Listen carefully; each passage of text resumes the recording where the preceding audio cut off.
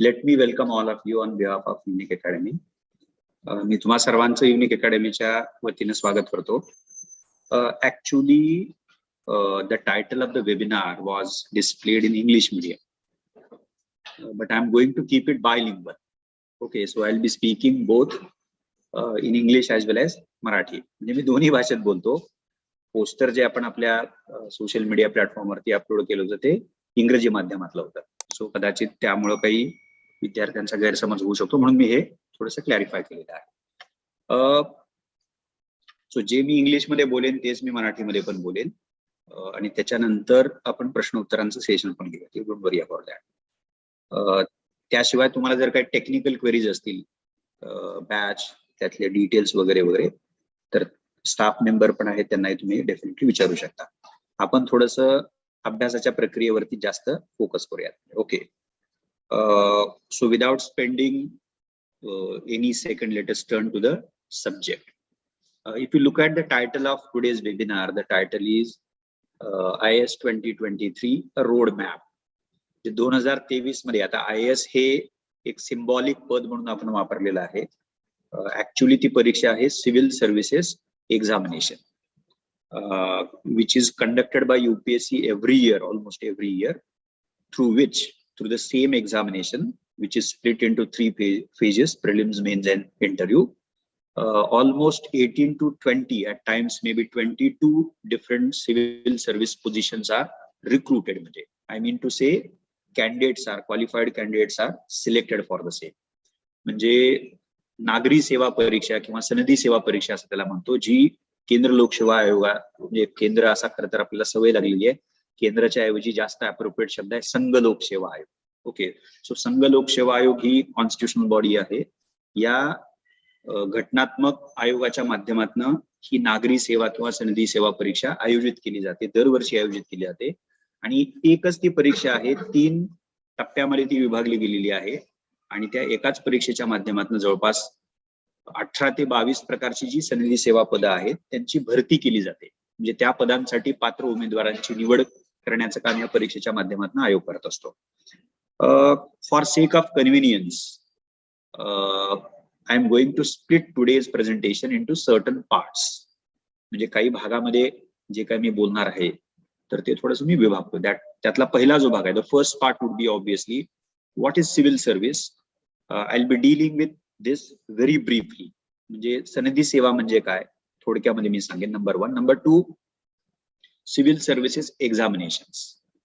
Obviously that is going to be the central topic of today's webinar. म्हणजे नागरी सेवा परीक्षा, त्याच्याबद्दल मी बोलतो.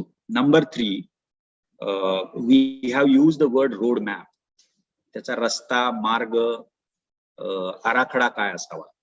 2023 मध्ये जर ही परीक्षा आपल्याला देणं टार्गेट असेल तर रोड मॅप काय असावा, त्याचा कृती कार्यक्रम काय असावा, नियोजन कसं, वेगवेगळ्या शब्दप्रयोगाच्या माध्यमातून बघू शकतो. So my third part would be, म्हणजे third part of today presentation would be about actual study, म्हणजे अभ्यास कसा करायला पाहिजे. मग त्याचाच भाग म्हणून प्लॅनिंग वगैरे वगैरे याच्याबद्दल मी बोलतो. And at the end of my presentation, चौथा जो पार्ट असेल, I will be dealing with few general things followed by a detailed question answer session. Okay, I'm sure you must be aware of the fact that this webinar is conducted in regard with a new batch which is going to start from 23rd of May, 23 मे ला जी सुरू होते, for which we have began our orientation lectures right from 9th of May. 23 मे ची जी batch आहे त्या batch साठीची orientation lectures 9 मे पासूनच आपण सुरू केलेली आहे. We are going to initiate 2 batches. One in English medium and the other would be in Marathi medium. बाकी डिटेल्स तुम्ही बघू शकता. Now let us start with the first part. पहिल्या भागापासून आपण सुरुवात करूया. सिव्हिल सर्व्हिस, सनदी सेवा. मराठीमध्ये त्याला खूप वेगवेगळे शब्दप्रयोग आहेत. सनदी सेवा, प्रशासकीय सेवा, शासकीय सेवा असे शब्दप्रयोग आहेत. पण सिव्हिल सर्व्हिस हा एकदम प्रिसाइज अशा प्रकारचा इंग्रजी मधला शब्दप्रयोग आहे. So what is civil service? Now civil service is part of Indian administration. And being part of Indian administration, civil service looks after the civic affairs. In other words, the civic responsibilities of our system. सनदी सेवा ही भारतीय प्रशासन नावाच्या व्यापक चौकटीचा किंवा यंत्रणेचा भाग आहे. आणि या सनदी सेवेचं काम जर काय असेल, जबाबदारी जर काय असेल, तर त्याला मी इंग्रजीमध्ये civic affairs and civic responsibilities असं म्हटलं. म्हणजे नागरी जबाबदाऱ्या सांभाळण्याचं काम ही सनदी सेवा करत असते. So this can be one answer. So civil service, which is part of Indian administration, which looks after the civic affairs and responsibilities. Answer number 1. Number 2, but what does civic affairs or responsibilities, civic responsibilities entail? जे नागरी जबाबदाऱ्यामध्ये नेमकं काय येतं? So one answer of that question can be, जे सगळ्यांना माहिती आहे तुम्हाला, all of us know about that, implementation of laws and policies. म्हणजे कायद्याची आणि धोरणांची अंमलबजावणी करणं. So that can be certainly one answer or one way of answering the question. Okay, म्हणजे civic affairs मध्ये येतं काय? So we can simply say implementation or execution of laws and policies. Okay, so laws are made by, enacted by our legislature, and policies are made by the executive. म्हणजे त्याला आपण कधी कधी सोप्या भाषेमध्ये गव्हर्नमेंट असं मानतो. Okay, so we know it for sure. So execution, implementation. But besides execution and implementation of laws and policies, this civil service also contribute to the very process of making laws as well as making policies.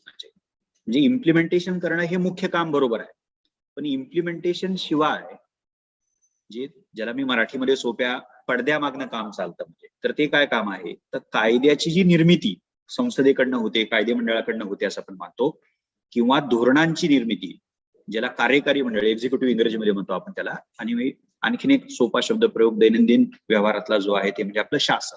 So धोरणं कोण ठरवतं, बनवतं, तयार करतं, तर आपण पटकन उत्तर देतो शासन बनवतं ते. सो संघ पातळीवरचं त्याला केंद्र असा शब्दप्रयोग जनरली वापरतो, आणि घटक राज्य पातळीवरचं शासन धोरणांची निर्मिती करतं.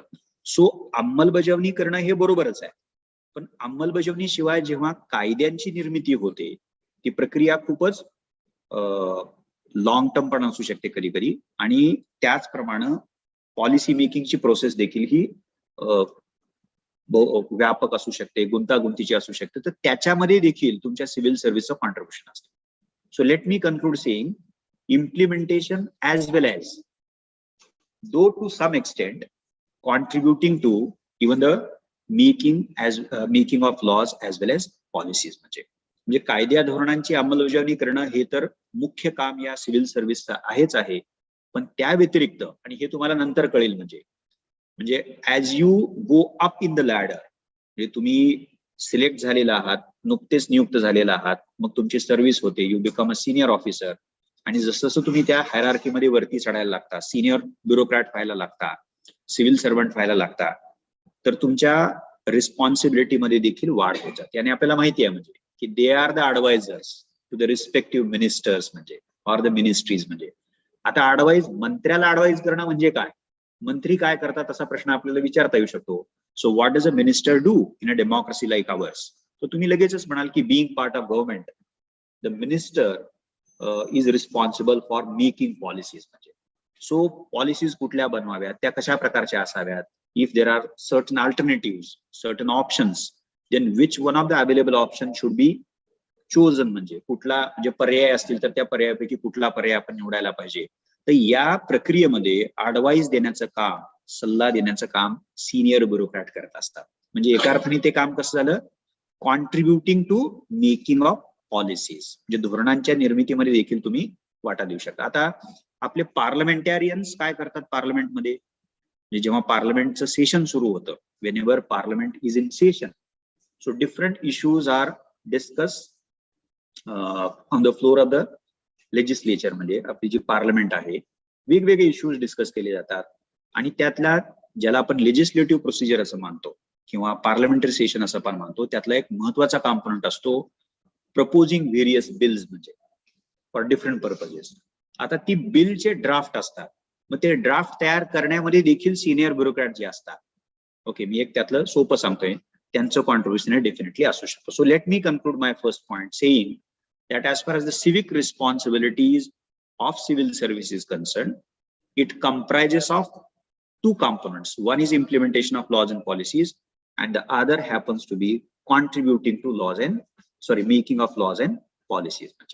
म्हणजे थोडक्यात कायद्याची धोरणांची अंमलबजावणी करणं हे तर मुख्य काम सनदी सेवकांचं असतं, पण त्या व्यतिरिक्त जे वरिष्ठ सनदी सेवक असतात ते कायद्याच्या आणि धोरणांच्या निर्मितीमध्ये देखील वेगवेगळ्या माध्यमातून योगदान देत असतात. आणि मला असं वाटतं की our constitution makers were fully aware of this critically important responsibility task to be taken care of by the civil service. Therefore, they provided for a body called as UPSC, Union Public Service Commission. For what purpose? For the very purpose of conducting examination on regular basis and select the qualified candidate so that they can take up the responsibility of a civil servant or different positions as far as civil service is concerned. जे आपल्या घटनाकर्त्याने याची पूर्ण कल्पना होती, त्याचं भान होतं की यांच्यावरती खूप मोठी जबाबदारी आपण सोपवणार आहोत.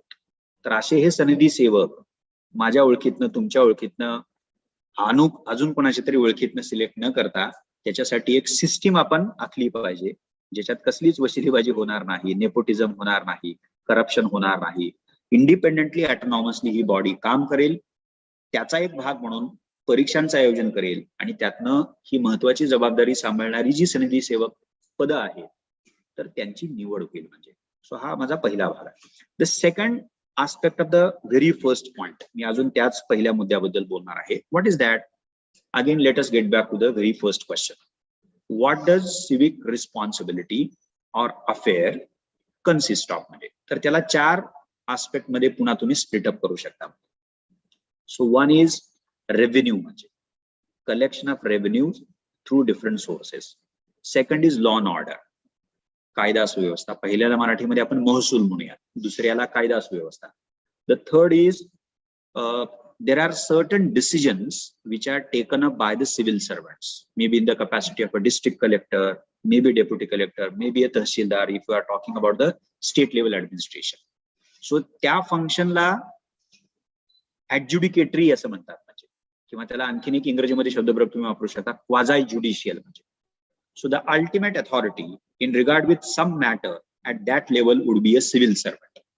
आणि त्यांनी निर्णय घ्यायचा असतो आणि तो निर्णय हा ज्याला टिपिकल ऍडमिनिस्ट्रेटिव्ह असेलच असं नाही, तर तो कधी कधी ज्युडिशियरी सारखा पण असू शकतो. म्हणजे ओके, तर त्याला म्हणून आपण क्वाझाय ज्युडिशियल, म्हणजे पूर्णतः न्यायिक नाही, अर्धा न्यायिक. म्हणजे आपल्या पॉलिटिकल सिस्टीम मध्ये ट्रायब्युनल्स आहेत, म्हणजे तुम्ही नंतर लक्षात येईल तुम्हाला. म्हणजे ट्रायब्युनल्स त्याला मराठीमध्ये लवाद असा एक शब्दप्रयोग वापरला तो.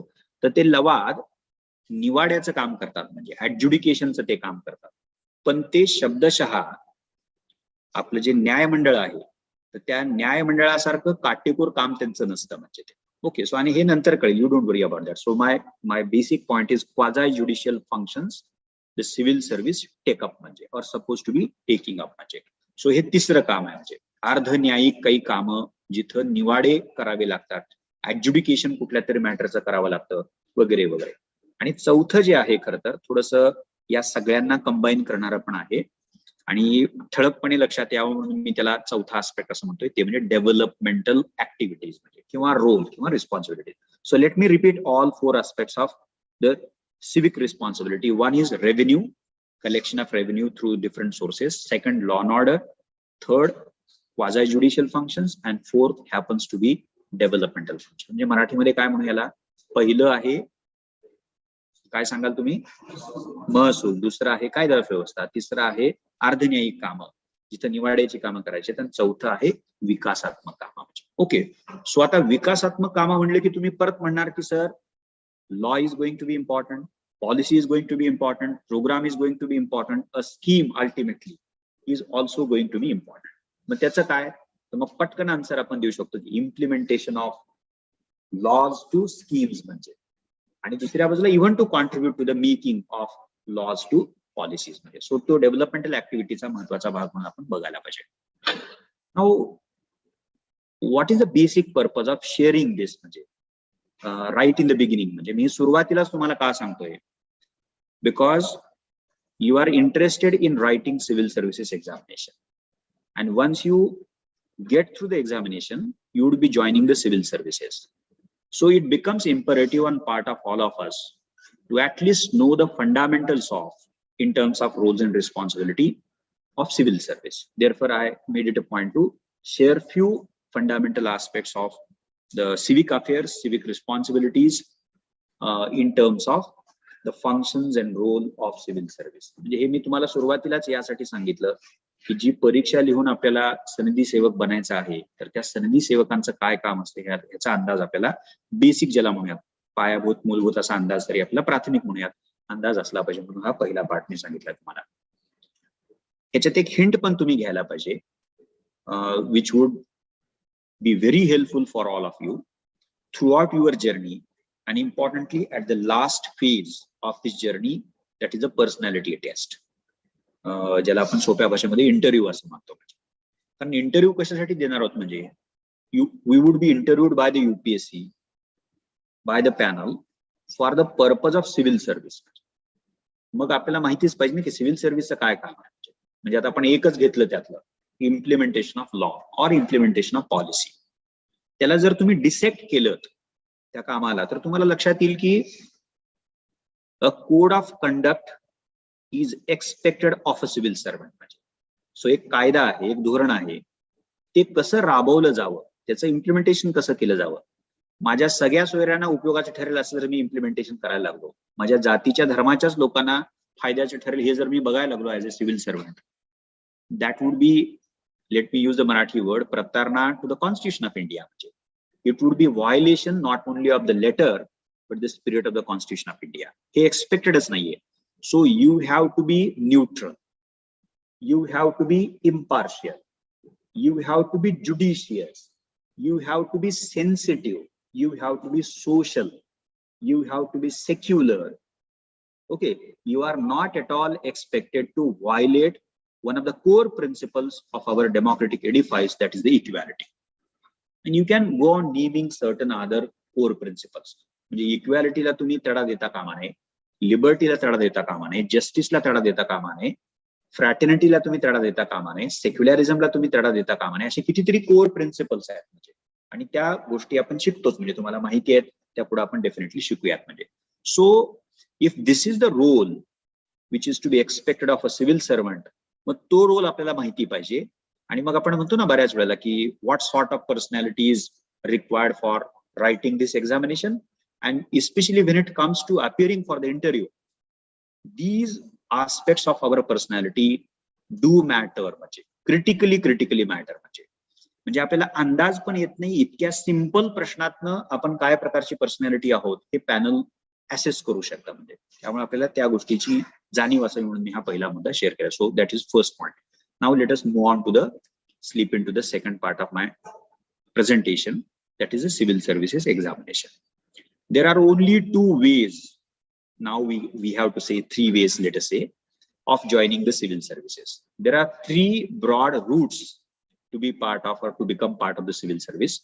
So one is obviously about which we are going to talk in at length. म्हणजे आज मी याच्याबद्दल बोलणार, writing civil services examination, which is conducted by UPSC. UPSC द्वारा आयोजित केल्या जाणाऱ्या काय परीक्षा देणं, त्यात पात्र होणं, आणि मग तुम्ही थेट IAS, IPS, IFS, okay, whatever choice of service you might have given or mentioned, depending upon that तुम्हाला ते अलोकेट केलं जाईल, म्हणजे क्वालिफाय झाला तर. So examination is one route, one medium, one way. दुसरा आहे, if you are already part of state administration, then there comes the second route, second medium, through promotion. म्हणजे बढती म्हणजे करिअर डेव्हलपमेंट हे अत्यंत महत्वाचं वैशिष्ट्य सिव्हिल सर्व्हिसचं मानलं जातं.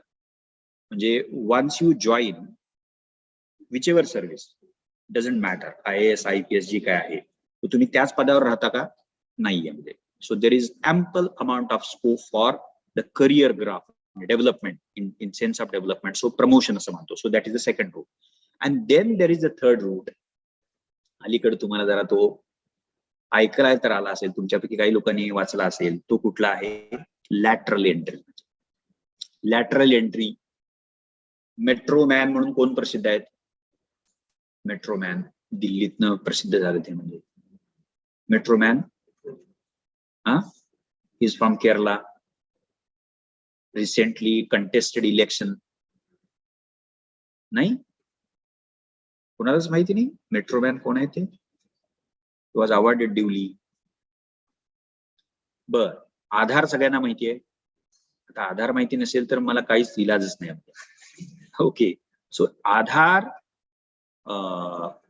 somebody was famous for that, who contributed very significantly to the entire project. So who is he? From Karnataka, quite a famous personality. ते माहिती नाही. नंदन नीलकनी म्हणजे का नाही? You can correct me if I am wrong. म्हणजे आहे ना बरोबर? आधारच्या बाबतीमध्ये आधार काढलेलेच नाही तुम्ही. म्हणजे I am sure each one of you must be having Aadhaar. आता बघा, आधार नावाची एजन्सी केली आपण, म्हणजे मेकॅनिझम केलं, आणि Nandan Nilekani was heading that. म्हणजे ही हेडेड दॅट. म्हणजे आता तुम्ही म्हणाल की had Nilekani written civil services examination? No ना, but he was heading, he was supervising, okay, and he was dealing with thousands of civil servants. म्हणजे आपण म्हणतो ना मराठीमध्ये, असं बोलू नये, म्हणजे त्यांच्या हाताखाली एवढी लोक होती. म्हणजे ते that shouldn't be our concern of joining civil services. माझ्या हाताखाली एवढी लोक असतात असं बोलतात कधी कधी, पण इट्स नॉट.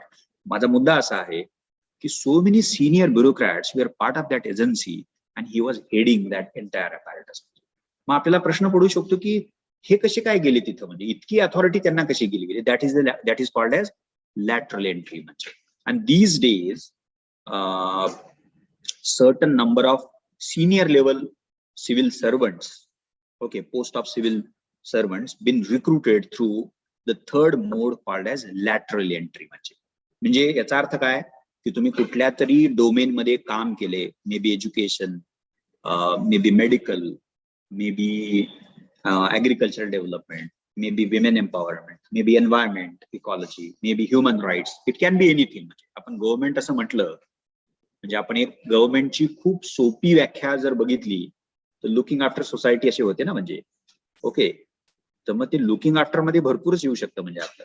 सो एज्युकेशन आहे, पब्लिक हेल्थ आहे, वगैरे वगैरे वगैरे सगळ्या गोष्टी त्याच्यामध्ये. आणि यू नेम द डोमेन और area, somewhere the government is connected with that.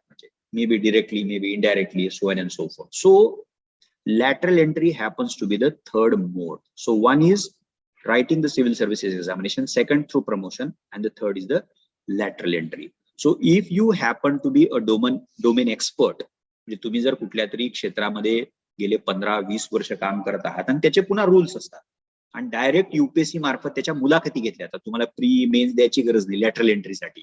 त्यांचे डिटेल्स क्वालिफिकेशनचा भाग म्हणून काही डिटेल्स तुम्हाला दिले जातात. अमुक अमुक अमुक क्षेत्रातला पाहिजे, एवढा अनुभव पाहिजे, अमुक पाहिजे, तमुक पाहिजे, ते आपल्याला माहिती आहे. म्हणजे and then those candidates, let us say, aspirants, let us say, are being interviewed by the UPSC. म्हणजे सो तो तिसरा मोड आहे. सो स्वाभाविकपणे आपण त्या दोन बद्दल नको बोलायला, आपण पहिल्या मोड बद्दल बोलूयात, civil services examination. I am going to be very brief here because the third point is going to be more important for us. So civil services examination, which is as if split into 3 parts: prelims, mains, and personality test.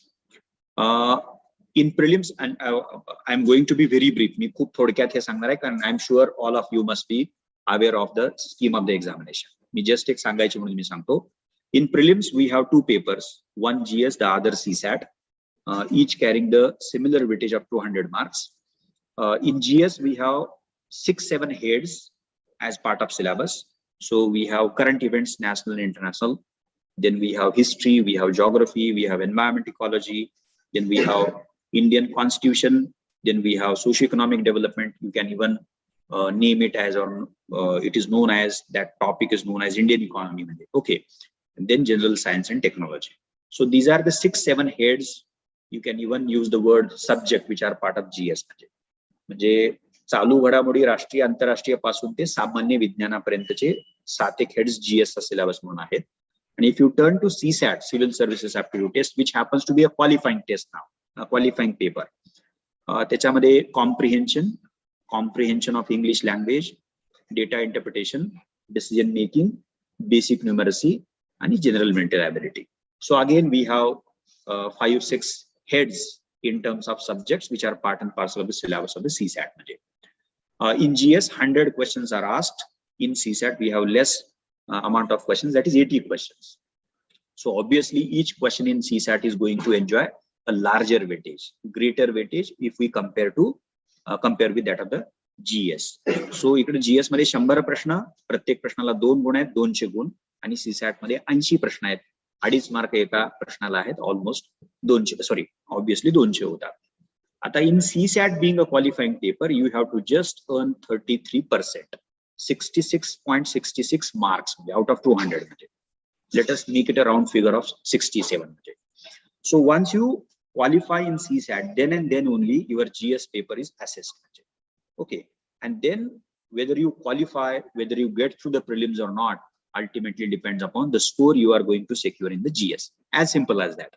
So दोन paper मध्ये CSAT नागरी सेवा कल चाचणीचा paper हा पात्रता paper असल्यामुळे ज्याच्यात तुम्हाला 67 मार्क ढोबळ मी सांगतोय मिळवायचे आहेत, याचाच अर्थ असा होतो की GS मध्ये सामान्य अध्ययनामध्ये जो काही स्कोर, जे गुण तुम्हाला मिळवायचे आहेत त्यावरतीच तुमचं पूर्व परीक्षेमध्ये पात्र होणं न होणं.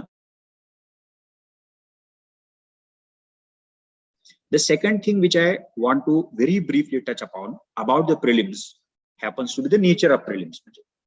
तर 4 keywords त्या बाबतीमध्ये महत्त्वाचे आहेत. 1, prelims happens to be an objective test, everybody knows that, म्हणजे वस्तुनिष्ठ परीक्षा. 2nd, based on multiple choice questions, बहुपर्यायी प्रश्नांनी बनलेली आहे. 3rd, negative marking system, नकारात्मक गुण पद्धती आहे. 4th, it is a qualifying test, screening test, qualifying test. So being qualified म्हणजे पात्रता चाचणी, having negative marking system, नकारात्मक गुण पद्धती, based on multiple choice questions, बहुपर्यायी प्रश्नांवरती आधारित, आणि being objective in character, हे प्रिलिम्सचं नेचर आहे. म्हणजे whenever we look into any examination and its phases, let us say like UPSC, what we are supposed to do as a fundamental aspect of the preparation process is to get hold of the nature of the examination. So prelims nature काय, तुम्हाला अनेक वेळेला हे सांगितलं जाईल, okay, की त्या एक्झामिनेशनचं स्वरूप काय कळलं पाहिजे. तर इथे मी 4 तुम्हाला शब्दप्रयोग सांगितलेले आहेत. If you reflect on all the 4 aspects in terms of nature of prelims, म्हणजे हे जे 4 शब्द मी तुम्हाला सांगितले, ज्याच्यातनं पूर्व परीक्षेचं स्वरूप आपल्याला लक्षात येतं, मग तुम्हाला असा निष्कर्ष त्यातनं काढावा लागेल. You will have to conclude saying that my preparation has to be deadly, undoubtedly precise and sharp. म्हणजे हे 2 शब्दप्रयोग कायम प्रिलिमच्या बाबतीमध्ये लक्षात ठेवायचं. म्हणजे पूर्व परीक्षा ही वस्तुनिष्ठ, बहुपर्यायी प्रकारची आणि नकारात्मक गुण पद्धती असल्यामुळं, आणि ज्याच्यात पात्र झाल्याशिवाय मी पुढचा विचारच करू शकत नाही, तर माझा पूर्व परीक्षेचा अभ्यास हा अचूक आणि नेमका असला पाहिजे. प्रिसाइज अँड शार्प, म्हणजे त्याला दुसरा इलाज नाही. मला अर्धा आठवते, अर्धा आठवत नाही, I'm confused between 2 options, so and so forth. That won't help us much. So ती काळजी आपल्याला प्रिलिम्सच्या बाबतीमध्ये घ्यायला पाहिजे. So read carefully, revise it multiple times, go for solution of as many MCQs as possible.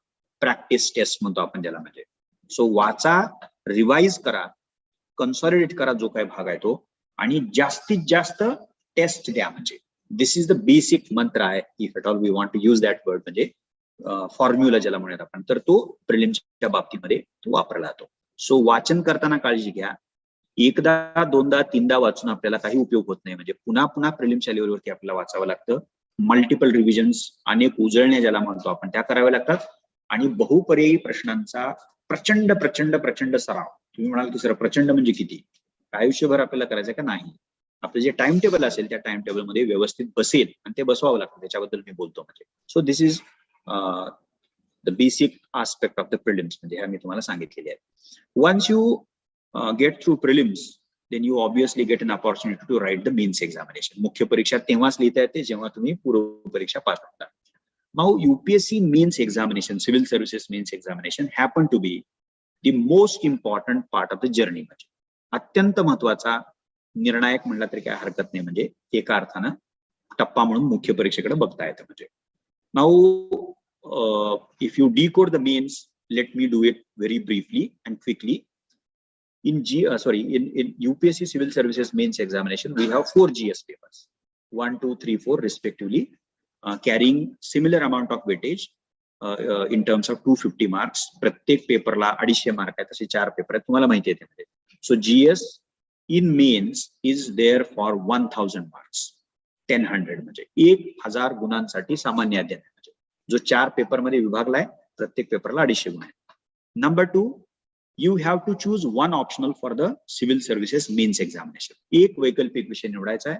It is for 500 marks, split into 2 papers, each of 250 marks. 250 250 गुण मराठीमध्ये याला म्हणतो आपण, 2 पेपर, पण सब्जेक्ट मात्र एकच आहे. सो 500 म्हणजे टॅली किती झाली बघा, 1500 किंवा 1500 म्हणजे 1500 टॅली झाली.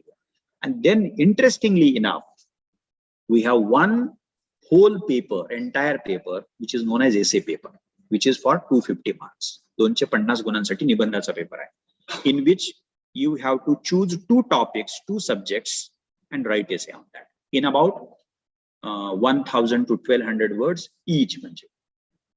म्हणजे 250 गुणांसाठी 2 विषयांवरती म्हणजे प्रत्येकी 125 गुण, साधारणतः 1000 ते 1200 शब्दाची मर्यादा UPSC ने नमूद केलेली असते. असा 250 मार्काचा निबंधाचा पेपर आहे. Taken together 1750, 1750 गुणांची मुख्य परीक्षा आहे.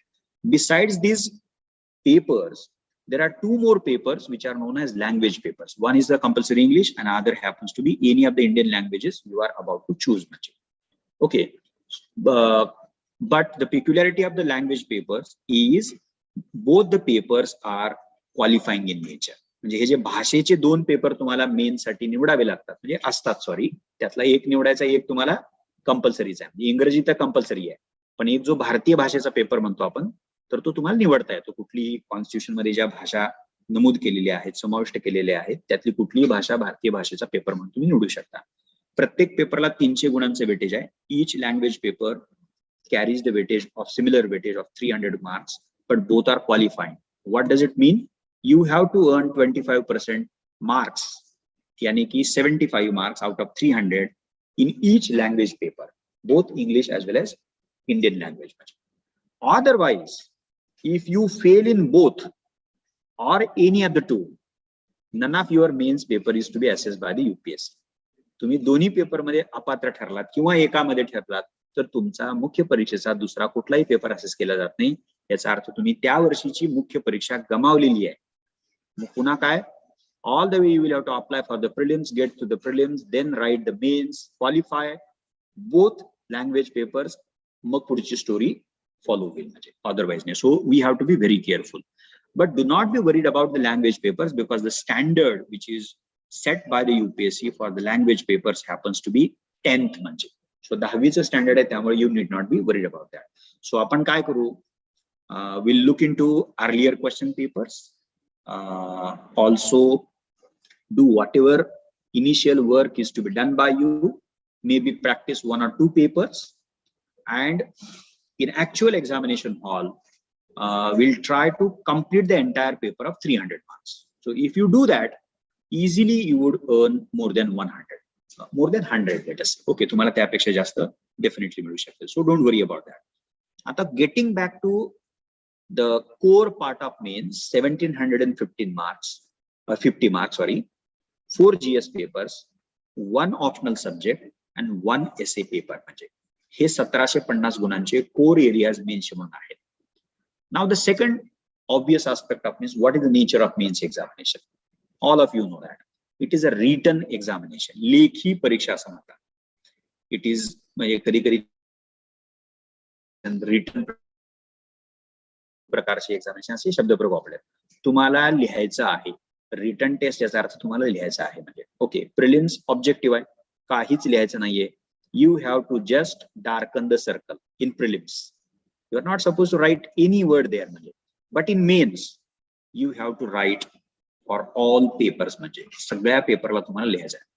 So whenever, and especially when we think about the civil services mains examination, which is written in nature, the following things acquire critical significance. म्हणजे पुढील गोष्टी महत्त्वाच्या बनतात. त्या कुठल्या आहेत, म्हणजे reading question from the question paper carefully. म्हणजे and once we read that carefully, we will have to understand, comprehend the exact demand, exact requirement of the given question.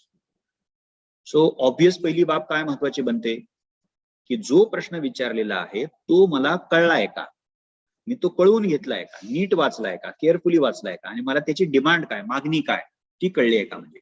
So reading question carefully and getting to the demand of the question appropriately, very precisely, becomes very significant here. Number one. Number two, you have to be aware of the word limit, which is specified by UPSC right there in the question paper. म्हणजे शब्द मर्यादा आहे, म्हणजे असं नाही की तुम्हाला वाटेल तेवढ्या शब्दामध्ये तुम्ही त्याचं उत्तर लिहू शकता. No, word limit is prescribed by the UPSC. Maybe 250 words, maybe 150 words, maybe 100, that is 100 words, 100 शब्द, 150 शब्द, 250 शब्द. एसेला तर आपण काय म्हटलं, साधारणतः 1000 ते 1200. So 1000 to 1200 words limit in essay म्हणजे. सो त्या शब्द मर्यादेमध्ये तुम्हाला लिहायचं आहे. म्हणजे मुळात प्रश्न काय समजून घेणं, त्याची मागणी काय कळणं, आणि मग ते दिलेल्या शब्द मर्यादेमध्ये लिहिणं. आता अलीकडे युपीएससी ने काय केले, since last 3-4 years, what they have started doing is, so they print the question and right below the question they give us the blank space. तेवढ्याच जागेत लिहावं लागणार आपल्याला. आपल्याला म्हटलं की नाही सर जरा गांधींवर जास्त वाचले, तर लिहू द्या ना मला. ते म्हणतील की no, absolutely not at all, you have to follow the word limit. So that is the second aspect. Now the third aspect, जो फारच सोपा ऑब्वियस आहे, फॉर हाऊ मेनी मार्क्स, म्हणजे किती गुण मर्यादा. सोपा आहे ना, त्याच्यामध्ये फार काही असं रॉकेट सायन्स काहीच नाहीये म्हणजे. So reading question, being mindful of the word limit as well as the weightage in terms of marks. ह्या तीन गोष्टी आहेत. So that is one aspect of decoding the written nature of the means examination. आता दुसऱ्या दोन critically महत्वाच्या गोष्टी आहेत कुठल्या, the other two म्हणजे. There is no doubt that like prelims, understanding is equally important even for the mains. म्हणजे आकलन म्हणतो ना आपण त्याला, म्हणजे की जे विषय मला दिलेले आहेत, whatever subjects we have, so whatever papers, whatever subjects, whatever syllabus of those subjects we have as part of the means examination, the scheme of means examination, we will have to read on that, grasp that, understand that, comprehend that. So understanding whatever subjects and syllabus we have becomes fundamentally important. त्याच्यात काय आपला पर्याय आहे का, काही नाही समजलं तरी चालेल, आपण लिहून येऊ शकतो असं कधी कोण म्हणेल का, म्हणजे absolutely not possible. So understanding subjects and syllabus is a primary need of even the means म्हणजे. But there is something else which is very important. म्हणजे at times you can dare to say that it is more important than the first one. म्हणजे even understanding पेक्षाही जास्त महत्वाचं असं एखादा म्हणू शकतो म्हणजे. Somebody may come up with that argument, but let us keep aside that. But there is something else which is equally important. Let us make it equal, equally important. तर ते काय something else आहे, तर तुम्हाला, all of you know that the ability to write effectively, the ability to present very effectively. म्हणजे लिहिता येणं, त्याला मराठीमध्ये खूप वेगळे शब्द प्रयोग आहेत. सादरीकरण, ओके, लेखन, अभिव्यक्ती, असे वेगळे शब्दप्रयोग आपण मराठीमध्ये वापरतो. So even in English, articulation, your language, your writing skill, your presentation, so on and so forth. म्हणजे so comprehending a subject, understanding a subject is one thing, and once you understand that, to be in a position to express it, present it, write it effectively, keeping in mind those three things: the demand of the question, the word limit, and even the weightage. म्हणजे ह्या तीन गोष्टी कायम आपल्या डोक्यामध्ये म्हणजे मुकुट म्हणूनच ठेवावा लागणार आहे, म्हणजे की तो सेन्सरच आहे, म्हणजे की ह्या तीन गोष्टीचं भान ठेवून आपल्याला लिहावं लागणार आहे. आणि whenever we think about the writing ability, writing skill, whatever word you want to use, म्हणजे त्याला वेगळे शब्द, पण त्याच्यात काय येतं म्हणजे the ability of a candidate to form a sentence which is quite clear as far as the grammar is concerned, as far as the meaning is concerned. So what kind of message what kind of argument do you want to make through forming a sentence. तुम्ही एक sentence form केले आणि तुम्हाला काहीतरी सांगायचं ना, म्हणजे तुम्हाला काहीतरी म्हणायचं आहे, म्हणजे you want to propose something, पण तुमचं वाक्य वाचल्या वाचल्या मला कळलं पाहिजे. आपण म्हणतो ना मराठीमध्ये काय अर्थ लागला पाहिजे. मी 2 वेळा वाचतोय, 3 वेळा वाचतोय, मला अर्थच लागत नाही. म्हणजे आता अर्थ का लागत नाही, तर त्याच्यात माझ्यामध्ये पण प्रॉब्लेम असू शकतो की I am not expose to that kind of write up, I am not expose to the subject. Okay, it may be anything, म्हणजे I may be a newcomer किंवा अनेक डिसॅबिलिटीज माझ्या असू शकतात. म्हणजे पण इथं आपण काय म्हणतो की you have studied a subject already, you have put in lot of efforts. पण मग आता काय, तुम्हाला सब्जेक्ट माहिती आहे तर मग तुम्हाला लिहिता यायला पाहिजे. You must be in a position to make, even though you are going to make small sentences, you are going to use simple language. इथं सिम्पल लँग्वेज असली तरी चालत नाही. त्यामुळं I keep on telling students that do not be worried about the ornamental language, काहीतरी अशी jargon असली पाहिजे, not at all. Let us set the standard of NCERT. तुम्ही 8वी 9वी 10वी 12वीचे एनसीआरटी वाचले, त्याच्यामध्ये जे लँग्वेजचं स्टँडर्ड आहे, absolutely you can keep in mind that can be a benchmark for us. म्हणजे हा, त्याच्यात समजा तुमची बॅकग्राऊंडच असेल, तुम्हाला वाचायची सवय आहे, त्यामुळे तुमच्याकडे थोड्याशा फ्रेजेस जास्त आहेत, वर्ड जास्त आहेत, थोडीशी स्टाईल तुम्ही डेव्हलप केलेली आहे, so that may definitely help you. म्हणजे बट टू सम एक्सटेंट, म्हणजे otherwise to be in a position to frame grammatically correct sentences, using punctuations at appropriate places, maintaining utmost level of clarity. काय म्हणायचं आहे कळतच नाही. बऱ्याच वेळेला आम्हाला पेपर चेक करताना असा शेरा द्यावा लागतो की अहो एक पान संपलेलं आहे, म्हणायचं काय तुम्हाला. म्हणजे मग किंवा मग असं म्हणतो की प्रश्नाची डिमांड लक्षात घेऊन लिहा. म्हणजे फीडबॅक देताना आम्हाला म्हणायचं बी प्रिसाइज. ओके, म्हणजे असे अनेक शेअर तुम्हाला फीडबॅक म्हणून मिळतील, ते ठीक आहे. म्हणजे that is going to happen initially. म्हणजे सो तिथं मुद्दा काय आहे की तुम्हाला जे म्हणायचं आहे ते अगदी साध्या भाषेत जरी तुम्ही म्हणणार असला तरी ती स्पष्टता असली पाहिजे. अनेकदा म्हणतो ना की लॅक ऑफ क्लॅरिटी, काय म्हणायचं आहे तेच कळत नाही. म्हणजे मग तो माझ्या अंडरस्टँडिंग मधलाच प्रॉब्लेम आहे का मला विषय अंडरस्टँड झालाय पण मला लिहिता येत नाही. Where does the problem lie? I have to identify that, and definitely the teachers would assist you. Don't worry about that. म्हणजे आणि इनिशियली सगळ्यांच्या बाबतीमध्ये होतं, you don't worry about that. So we have to develop that ability. म्हणजे so UPSC Civil Services Mains Examination मध्ये reading, understanding the subject matter, no doubt is important. But equally important other thing happens to be the ability to articulate, ability to write effectively. आणि मला असं वाटतं की that's a process. We cannot aim at developing that skill in a month or maybe 2 months, not at all. म्हणजे जे काय आपण वर्ष 2 वर्ष याच्यामध्ये इन्व्हेस्ट करणार आहोत थ्रू आउट, म्हणजे अगदी पेपर संपेपर्यंत, ऍक्च्युअली युपीएससीचं पेपर संपेपर्यंत तुमचं एम असलं पाहिजे की मला चांगले लिहिता येते. सो ती एक प्रोसेस आहे and that would definitely unfold. You can aim at improvising in the ability. म्हणजे त्या गोष्टी करता येतात.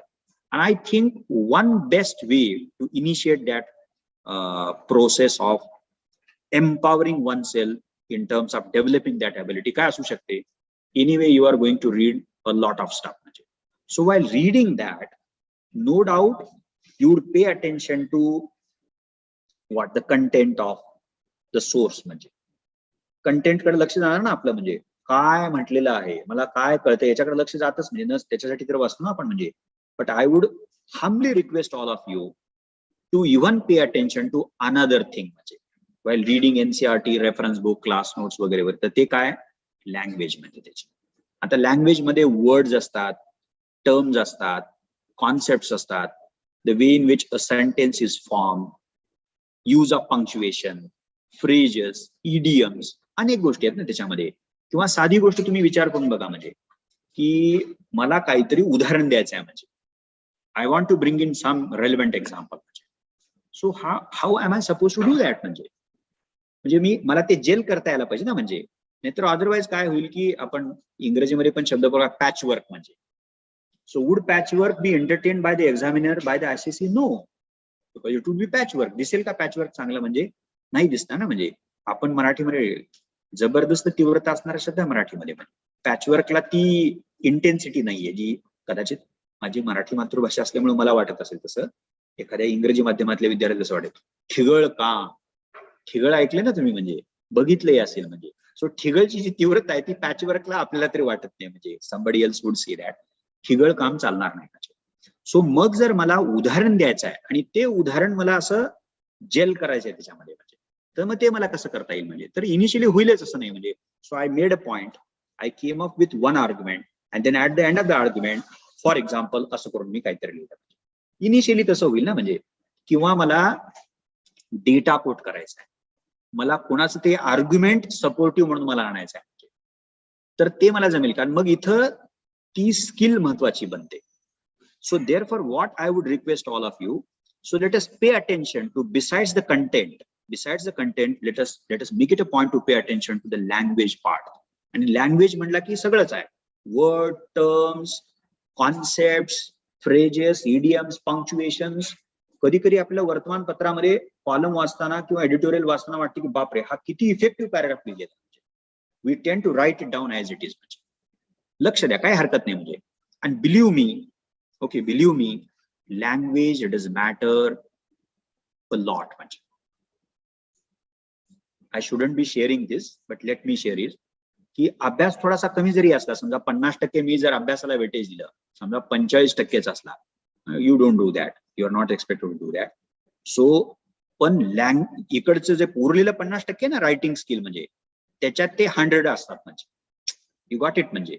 So they are so effective म्हणजे that definitely what end up giving them sort of disproportionate advantage म्हणजे over the others म्हणजे.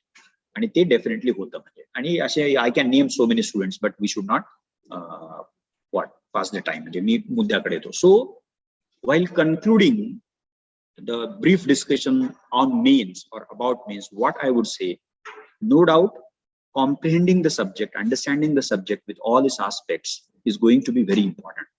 But equally important, at times more important than the first thing, would be the ability to write well. आणि तिच्याकडे तुम्ही day 1 पासून लक्ष द्यायला पाहिजे. ही गोष्ट शेवटच्या 2 महिन्यात करतो, जरा आधी अभ्यास करतो, मग मी तिकडे लक्ष देतो. डोंट डू दॅट म्हणजे.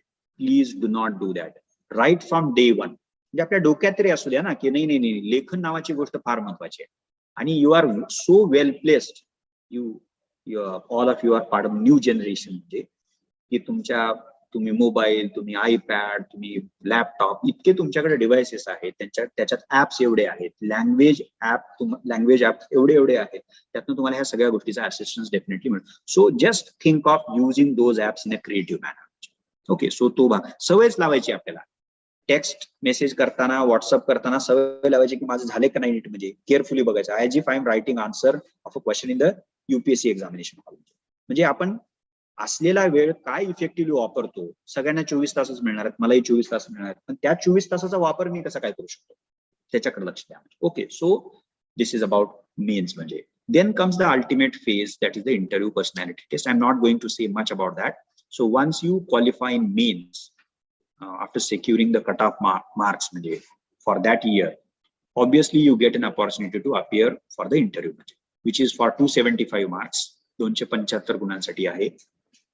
There is no formally prescribed syllabus for the interview. That is the personality test. Substantial part of our interview is based on or rooted in something called as, let me put it very simply, your personal information, which is to be informed by you, the UPSC, in the form of 2 detailed application forms. Short form is DAF. So DAF1. Okay. Once you get to the prelims, you have to apply for the mains, and that form is known as DAF1. Okay. And then once you get through mains, okay, then also you have to fill up another form, second form, that is called as DAF second form.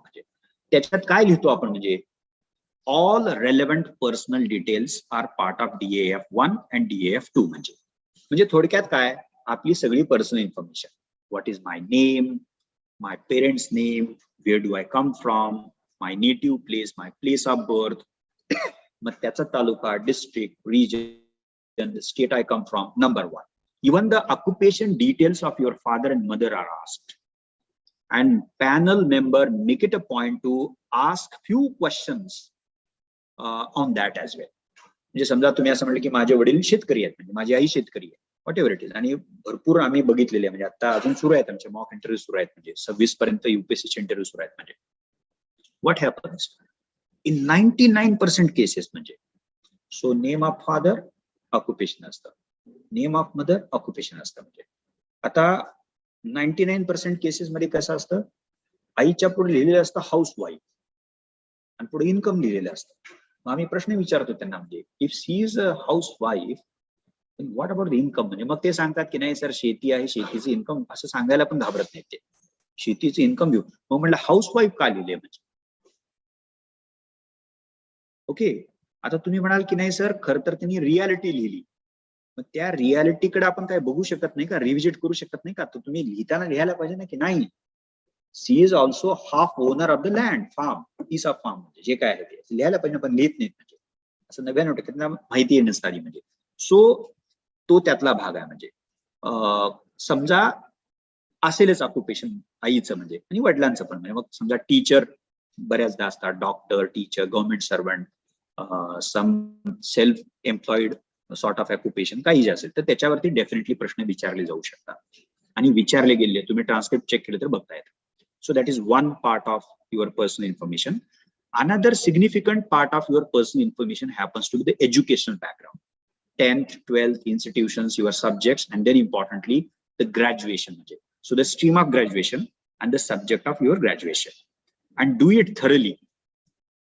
The stream you come from, the subject of specialization, as far as your graduation is concerned, maybe PG, ते पण असू शकतं. म्हणजे so the subject, पुन्हा त्या subject मधल्या basic concept, त्यातले principles, त्याचं ऍप्लिकेशन, त्यातल्या current development, so and so fourth. म्हणजे असं सगळं. सो आर्ट्स असू द्या, कॉमर्स असू द्या, तुमचं इंजिनिअरिंग, मेडिकल, कुठलाही प्रोफेशनल कोर्स असू द्या, तुमचं सब्जेक्ट ऑफ ग्रॅज्युएशन हा तुम्ही थरली प्रिपेअर करायला पाहिजे. तिथं काय सिलेबस घेऊन बसणार नाही तुम्हाला, पण त्याच्यातलं जे जनरल अंडरस्टँडिंग आहे तर ते जनरल अंडरस्टँडिंग तुम्हाला डेफिनेटली तिथे मांडता यायला पाहिजे. Another important part of your personal information happens to be, which is very interesting, extracurricular activities. त्याच्यामध्ये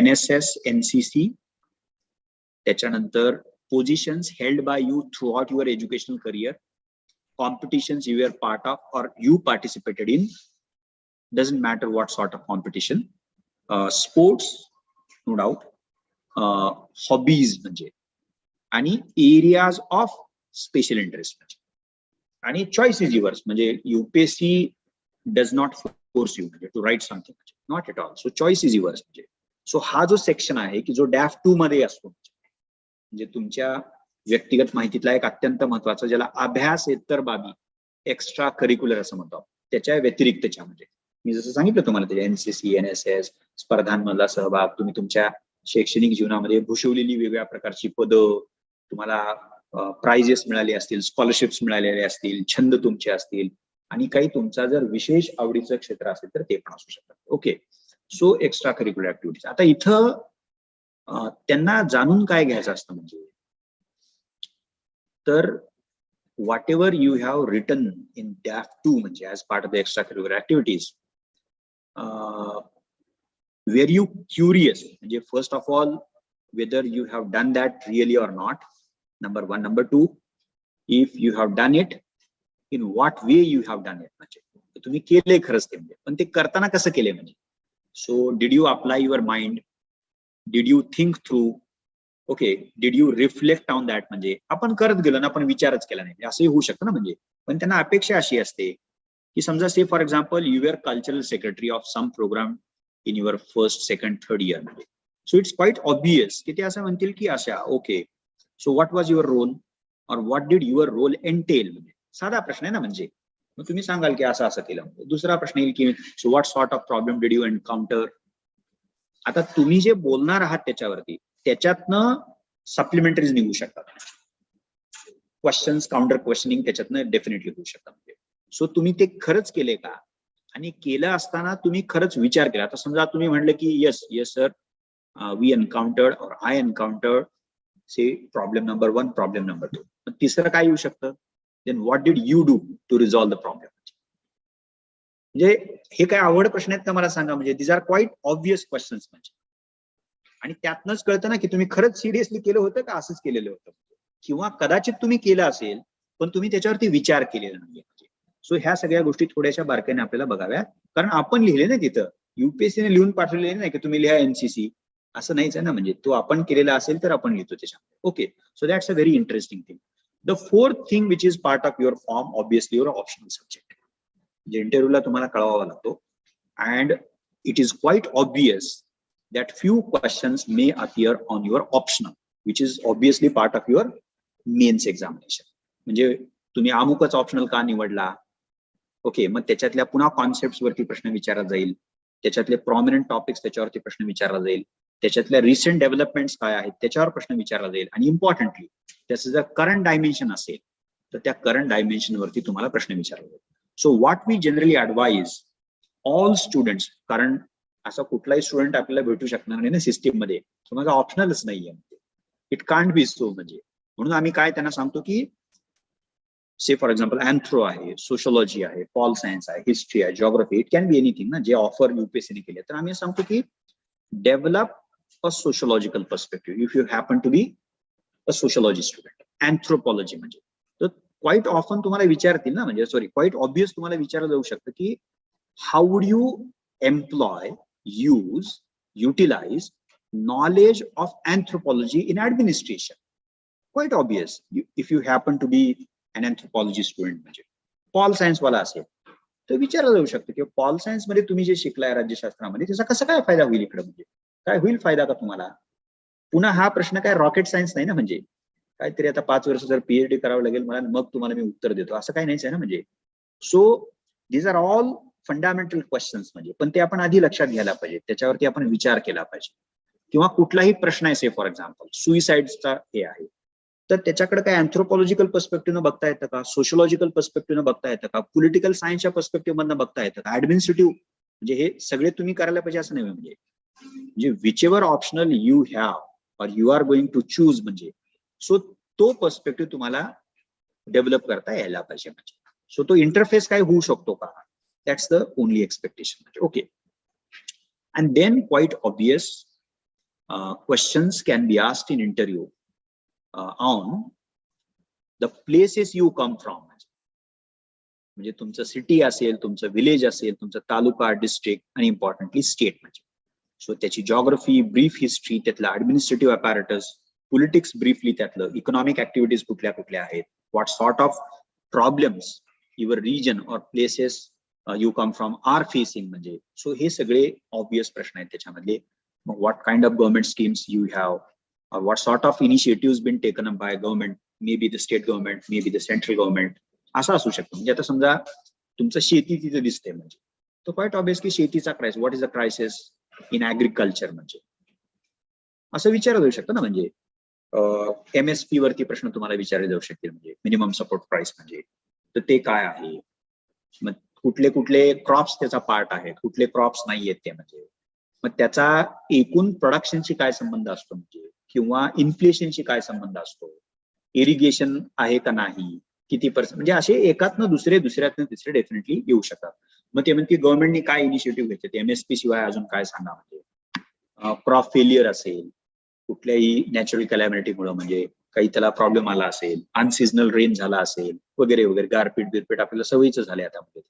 सो मग त्याच्यासाठी गव्हर्नमेंटने काय केलेलं आहे का, so is there a insurance scheme, म्हणजे quite possible that a question can be asked on any insurance covers do we have. म्हणजे तर येस, पंतप्रधान Fasal Bima is a well known scheme, म्हणजे ऑफ द न्यू गव्हर्नमेंट, म्हणजे which was launch in 2016. म्हणजे so असं एकात एक, म्हणजे the related aspects of the head which is part of your DAF. म्हणजे त्या ऍग्रिकल्चर किंवा फार्मिंग जर माझ्या डॅप मध्ये आई वडिलांच्या समोर दिसत असेल, किंवा मी समजा बीएससी ऍग्रीवालाच आहे, तर ऍग्रिकल्चरचा रेफरन्स आहेच ना तिथं, म्हणजे ते ओके. सो त्याच्यातनं तुम्ही विचार करून त्या गोष्टी काढू शकता. म्हणजे last but not the least, please always think of that, why do you want to join civil services. It's a very primary question, but do think about that. And the answer, कुणालाही याचं उत्तर विचारू नका. Student tend to ask us the question, what is the best answer to this question? We say no, we are not going to tell you, because they are not expecting answer of that question from me, na, or for that matter anybody. So they are interested in X person, you as X person, as a Y person. तुम्ही कुठनं तरी येता, तुम्ही एक particular candidate आहात आणि तुमचं काय रॅशनल आहे म्हणजे ते जाणण्यामध्ये. त्यामुळं what I would request to all of you, तुम्ही म्हणजे एक इंडिव्हिज्युअल आहात, तुमचं सोशल बॅकग्राऊंड आहे, तुमचं इकॉनॉमिक बॅकग्राऊंड आहे, तुमचं एज्युकेशनल बॅकग्राऊंड आहे, तुमचं पर्सनल बॅकग्राऊंड आहे, तुमचं फॅमिली बॅकग्राऊंड आहे, रिजनल बॅकग्राऊंड म्हणूयात आपण. म्हणजे let us be very curious and very thoughtful about that. आपण असतोच म्हणजे, पण त्याचा फार प्रोफेशनल विचार केलेला नसतो म्हणजे, पण ते करा तसं म्हणजे. आणि आपल्याला अदरवाईज असं वाटतं की no should I share this with the panel, का काहीतरी कुठल्या तरी एखाद्या रिसर्च बेस्ड पुस्तकातून वाचून सांगायला पाहिजे असं आहे का त्याच्यामध्ये? It is not like that. So make it a point to share your lived experiences with the panel. त्यांना त्याच्यात इंटरेस्ट असतो म्हणजे, कारण तेही वर्तमानपत्र वाचतात, त्यांनी भरपूर सर्व्हिस केलेली असते, तेही कदाचित वाचणारे असतात, त्यामुळे त्यांना भान असतं म्हणजे. ते म्हणतील की ते that we are aware of that म्हणजे. But please tell us something from the ground म्हणजे, the place you come from म्हणजे, ते जाणून घेण्यात त्यांना डेफिनेटली काय असतो? रस असतो. म्हणून मी असं म्हणेन की let us be open minded about the ecology we are part of म्हणजे. Let us be very thoughtful about the ecology we come from म्हणजे, ज्या परिसरातनं आपण आलोय, ज्या परिसराचे आपण भाग आहोत, तर त्याच्याकडे आपण थोडस जिज्ञासा म्हणतो ना आपण मराठीमध्ये, क्युरियासिटीने आपण बघितलं पाहिजे, त्याचा विचार केला पाहिजे, हे का असं आहे, हे का तसं आहे, थोडेसे प्रश्न विचारण्याची सवय आपण त्याच्यामध्ये लावली पाहिजे. Okay, so this is the second part of my presentation. Moving on to the third, okay, last but one म्हणूयात म्हणजे, तर तो काय आहे? Approaching civil services examination. कसं आपण अप्रोच करायला पाहिजे? तर I would answer this in terms of 5 sub points. Okay, number one would be, we already taken note of that. Let us be fully aware of UPSC examination with its scheme. Okay, and when I say scheme, त्याची नुसती structure नाहीये, तर त्याचं nature पण मी म्हणतो. So UPSC prelims, mains, interview, subject, syllabus, so and so forth. Okay, so nature मला माहिती आहे. प्रिलिम्स ही ऑब्जेक्टिव्ह टाईपची आहे, मेन्स ही रिटन आहे, इंटरव्ह्यू किंवा personality test is a oral test. We know it for sure. So being fully aware of the nature of civil services examination, that is the first step when we think of approaching civil services examination. त्या roadmap मध्ये पहिला दगड आपल्याला म्हणजे, किंवा आपण कुठलेही कन्स्ट्रक्शनचं उदाहरण घेतलं तर पहिली वीट कुठली टाकायची आपल्याला, म्हणजे पाया म्हणेन मी. म्हणजे त्या पायाचा पहिला आस्पेक्ट काय असणार आहे? The getting hold of the nature of this examination. Number one. Number two, taking the first point further म्हणजे टू नेक्स्ट लेवल. म्हणजे पहिला मुद्दा मराठीमध्ये मी सांगतो की या परीक्षेचं स्वरूप आपल्याला माहिती पाहिजे, व्यवस्थित माहिती पाहिजे. प्रिलिम्स काय, मेन्स काय, वगैरे वगैरे ते आपण बघितलेलं आहे. नंबर टू, ज्याला मी असं म्हणालो इंग्रजीमध्ये की दुसरा मुद्दा पहिल्याला थोडासा पुढे घेऊन जाणार आहे, पुढची पायरी असं म्हणूयात. म्हणजे what is that? To look into the syllabus म्हणजे. सो नेचर मला कळेल, प्री अशी आहे, तशी आहे, वगैरे वगैरे, पण मला जर ती आणखीन जास्त चांगली कळायची असेल तर मला काय करायला पाहिजे? सो जर आयोगानं सिलेबस त्याचा प्रिस्क्राईब केला असेल तर तो सिलेबस मल्टिपल टाइम्स वाचावा लागेल आणि त्याच्यावरती मला होल्ड एस्टॅब्लिश करायचा. म्हणजे गेटिंग होल्ड ऑफ म्हणतो ना आपण, म्हणजे मला तो सगळा पूर्ण माहिती आहे. I know each and every part of the syllabus. Number two. Number three, आता पुन्हा taking the first 2 points further म्हणजे पहिले 2 मुद्दे पुढे घेऊन जाणार. ते तुम्हाला सगळ्यांना माहिती आहे. म्हणजे question paper analysis. Now let me keep aside this jargon, question paper analysis. मी फक्त कोणाकोणी look into the previous year question papers or reading previous year question papers. म्हणजे आयोगाच्या जुन्या प्रश्नपत्रिका बघा, दॅट्स इट. तुम्ही म्हणाल की बघा म्हणजे काय? बघा म्हणजे वाचा. लेट अस रीड दो. So for prelims 2011 to 2021 and for mains 2013 to 2021.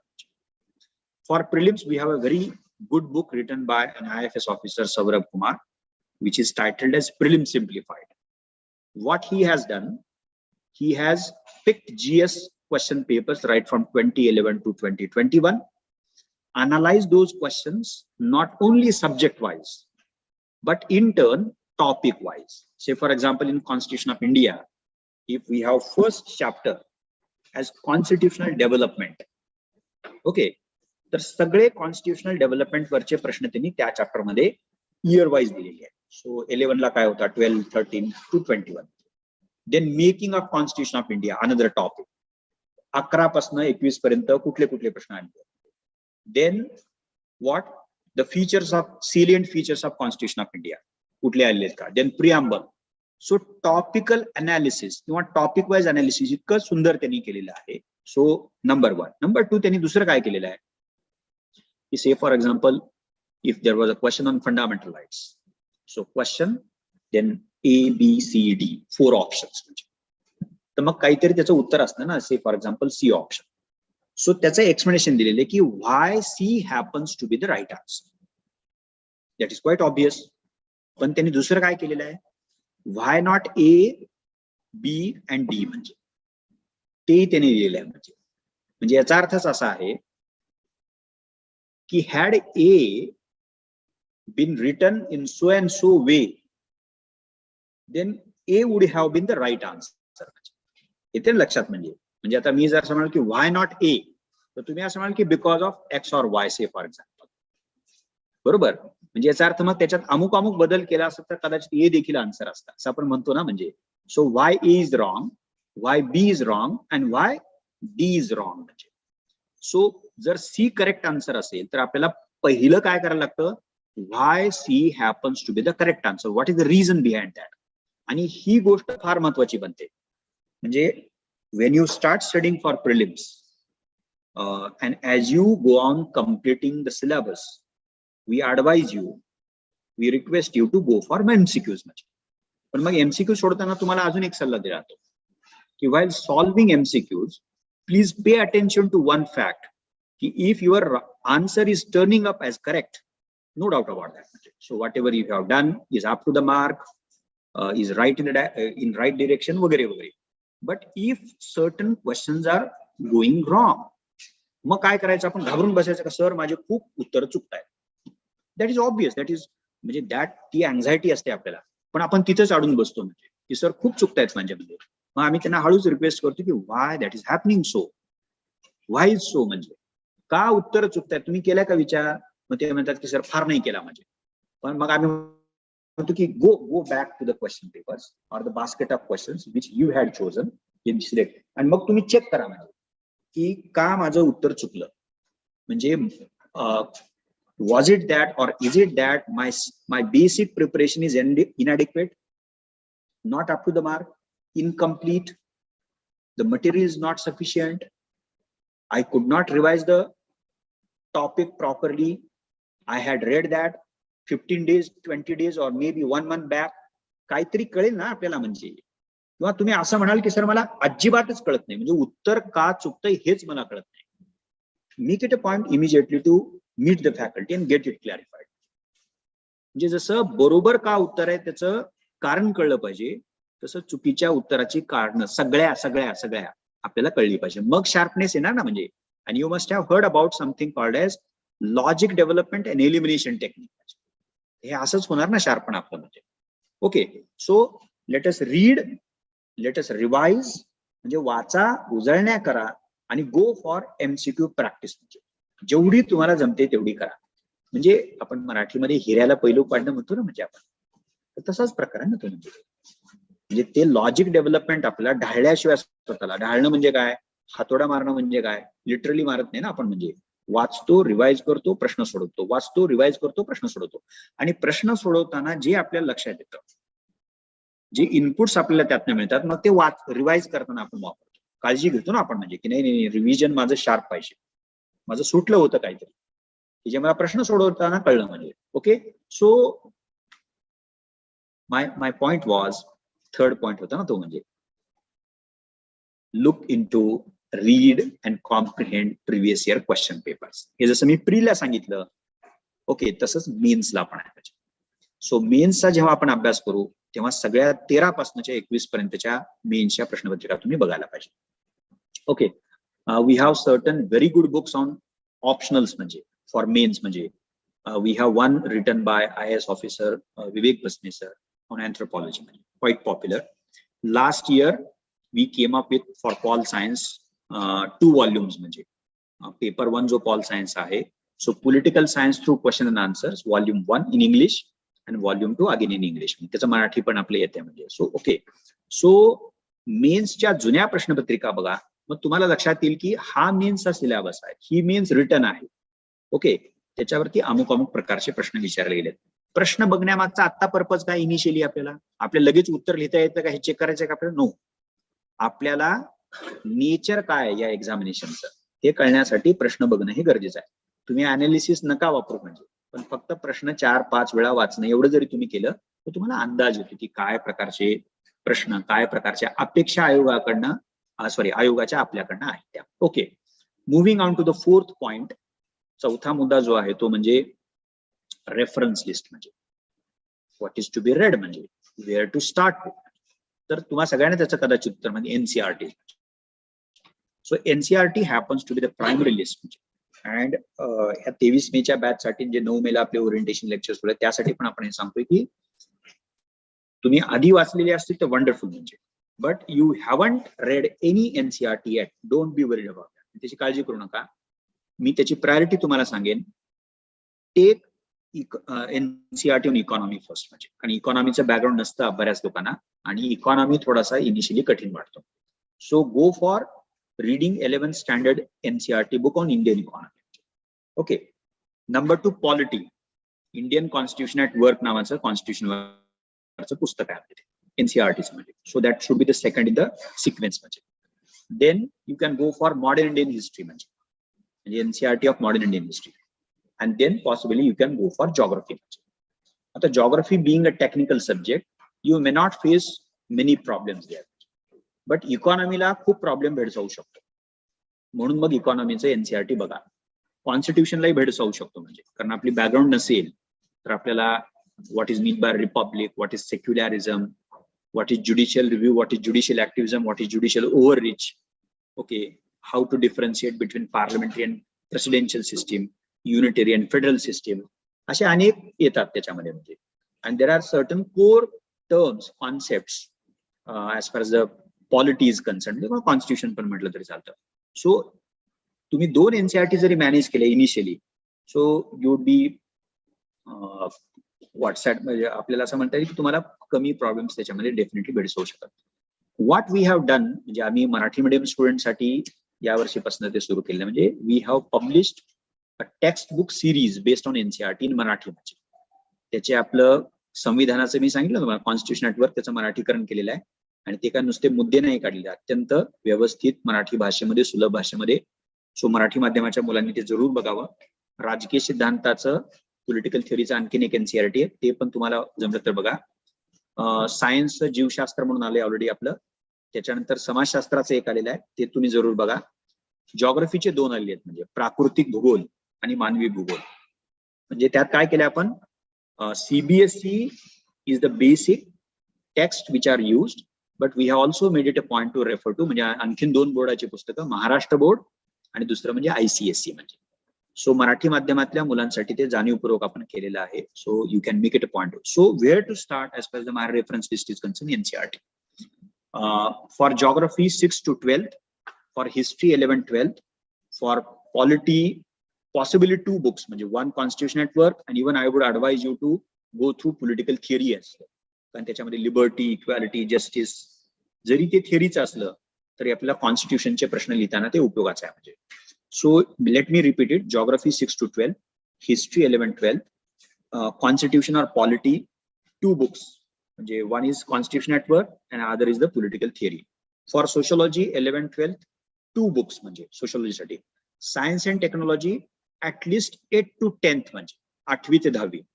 And if possible you can make it a point to even read 11th-12th science books, but if possible, otherwise don't do that. म्हणजे आर्ट्सच्या विद्यार्थ्यांना ते जड जातं की बघायची गरज नाही. Limit yourself to 8 to 10th science NCERT. Okay, so geography सांगितलं, हिस्ट्री सांगितलं, पॉलिटी सांगितलं, सोशॉलॉजी सांगितलं, सायन्स अँड टेक सांगितलं, उरतं एक इकॉनॉमी जे मग अशी मी तुम्हाला सांगितलं. सो इकॉनॉमीचं एक एनसीआरटी 11वीचं आहे. Make it a point to read that म्हणजे. मराठीतलं आपलं इकॉनॉमीचं एक 10 दिवसामध्ये अवेलेबल होते. So it is in pipeline, म्हणजे पण तुर्तास तुम्ही इंग्रजी. So now NCERT, you should start with NCERT. म्हणजे so take NCERT of that subject, go through that, revise it once again. फार वेळ लागत नाही तुम्हाला. The best part of NCERT books is they help us in understanding the core concepts of the given subject. त्यातल्या ज्या मूलभूत संकल्पना असतात त्या संकल्पना एनसीआरटी मध्ये अत्यंत सुंदर पद्धतीने दिलेल्या आहेत. ओके. दुसरं असं आहे की they orient us to the given subject. म्हणजे आता समजा मला कॉन्स्टिट्यूशनचा अभ्यास GS2 मध्ये पण मेन्सला करायचा आहे, पण मला एकदम तितक्या फॅक्च्युअली, ज्याच्यासाठी तुम्ही लक्ष्मीकांत इंग्रजीमध्ये वाचता, मराठीमध्ये कदाचित ते संध्याकाळपासून आपलं अवेलेबल होईल. भारतीय राज्यघटना घटनात्मक प्रक्रिया खंड 1 रिवाइज होऊन आपली 5वी आवृत्ती येते, ती आजपासूनच कदाचित अवेलेबल होईल. सो समजा ही रेफरन्सेस तुम्ही वाचताय, पटकन पहिल्यांदाच रेफरन्सेस वाचत नाही ना आपण, म्हणजे मग त्याच्या आधी एनसीआरटी वाचतो. सो एनसीआरटी काय करतात, आता कॉन्स्टिट्यूशन ॲट वर्क एनसीआरटी जर तुम्ही घेतलं तर ते इंडियन कॉन्स्टिट्यूशन नावाची जी बाब आहे तिला आपल्याला ओरिएंट करतात, म्हणजे इंट्रोड्यूस करतात म्हणूयात. म्हणजे त्या एनसीआरटीच्या पुस्तकामध्ये तुम्हाला सगळ्या फॅक्च्युअल डिटेल्स बघायला मिळतील का? No. So the NCERT constitution at work, 11th standard NCERT constitution at work introduces you or a student to something called as Constitution of India. You may encounter few important facts about the Constitution of India in the NCERT book, but not more than that. पण काही अशा गोष्टी त्याच्यामध्ये discuss केलेल्या आहेत, you may not find those in Lakshmikant. That's the beauty of the NCERT book. So they help us in laying a solid conceptual foundation of the given subject. मला त्या विषयातल्या संकल्पना, be it constitution, be it economy, be it history, be it geography, so on and so forth. So संकल्पना, क्रमिक पुस्तकं का वाचायची तुम्हाला सगळ्यांना प्रश्न पडला. क्रमिक पुस्तक, पाठ्यपुस्तकं म्हणतो ना, क्रमिक पुस्तक म्हणजे पाठ्यपुस्तकं. तर आपल्याला त्या विषयातल्या संकल्पना कळल्या. आणि दुसरं जे आहे म्हणजे तो विषय साधारणतः काय आहे, इंडियन इकॉनॉमीमध्ये येतं काय, कॉन्स्टिट्यूशन मध्ये येतं काय, जॉग्रफी मध्ये येतं काय, ह्याचा एक अंदाज मला त्या क्रमिक पुस्तकातून घेता येतो. Once you finish the reading of NCERT, you are suppose to turn to the standard reference book. म्हणजे for each subject you are suppose to refer to at least one standard reference book. जर समजा constitution English medium स्टुडंटसाठी Laxmikant, economy असेल तर समजा रमेश सिंग सांगितलं गेलं, modern Indian history असेल तर India struggle for independence by Bipin Chandra, or maybe Grover and Grover. So one standard book for each major subject, or each subject, let us say, whatever subject we have.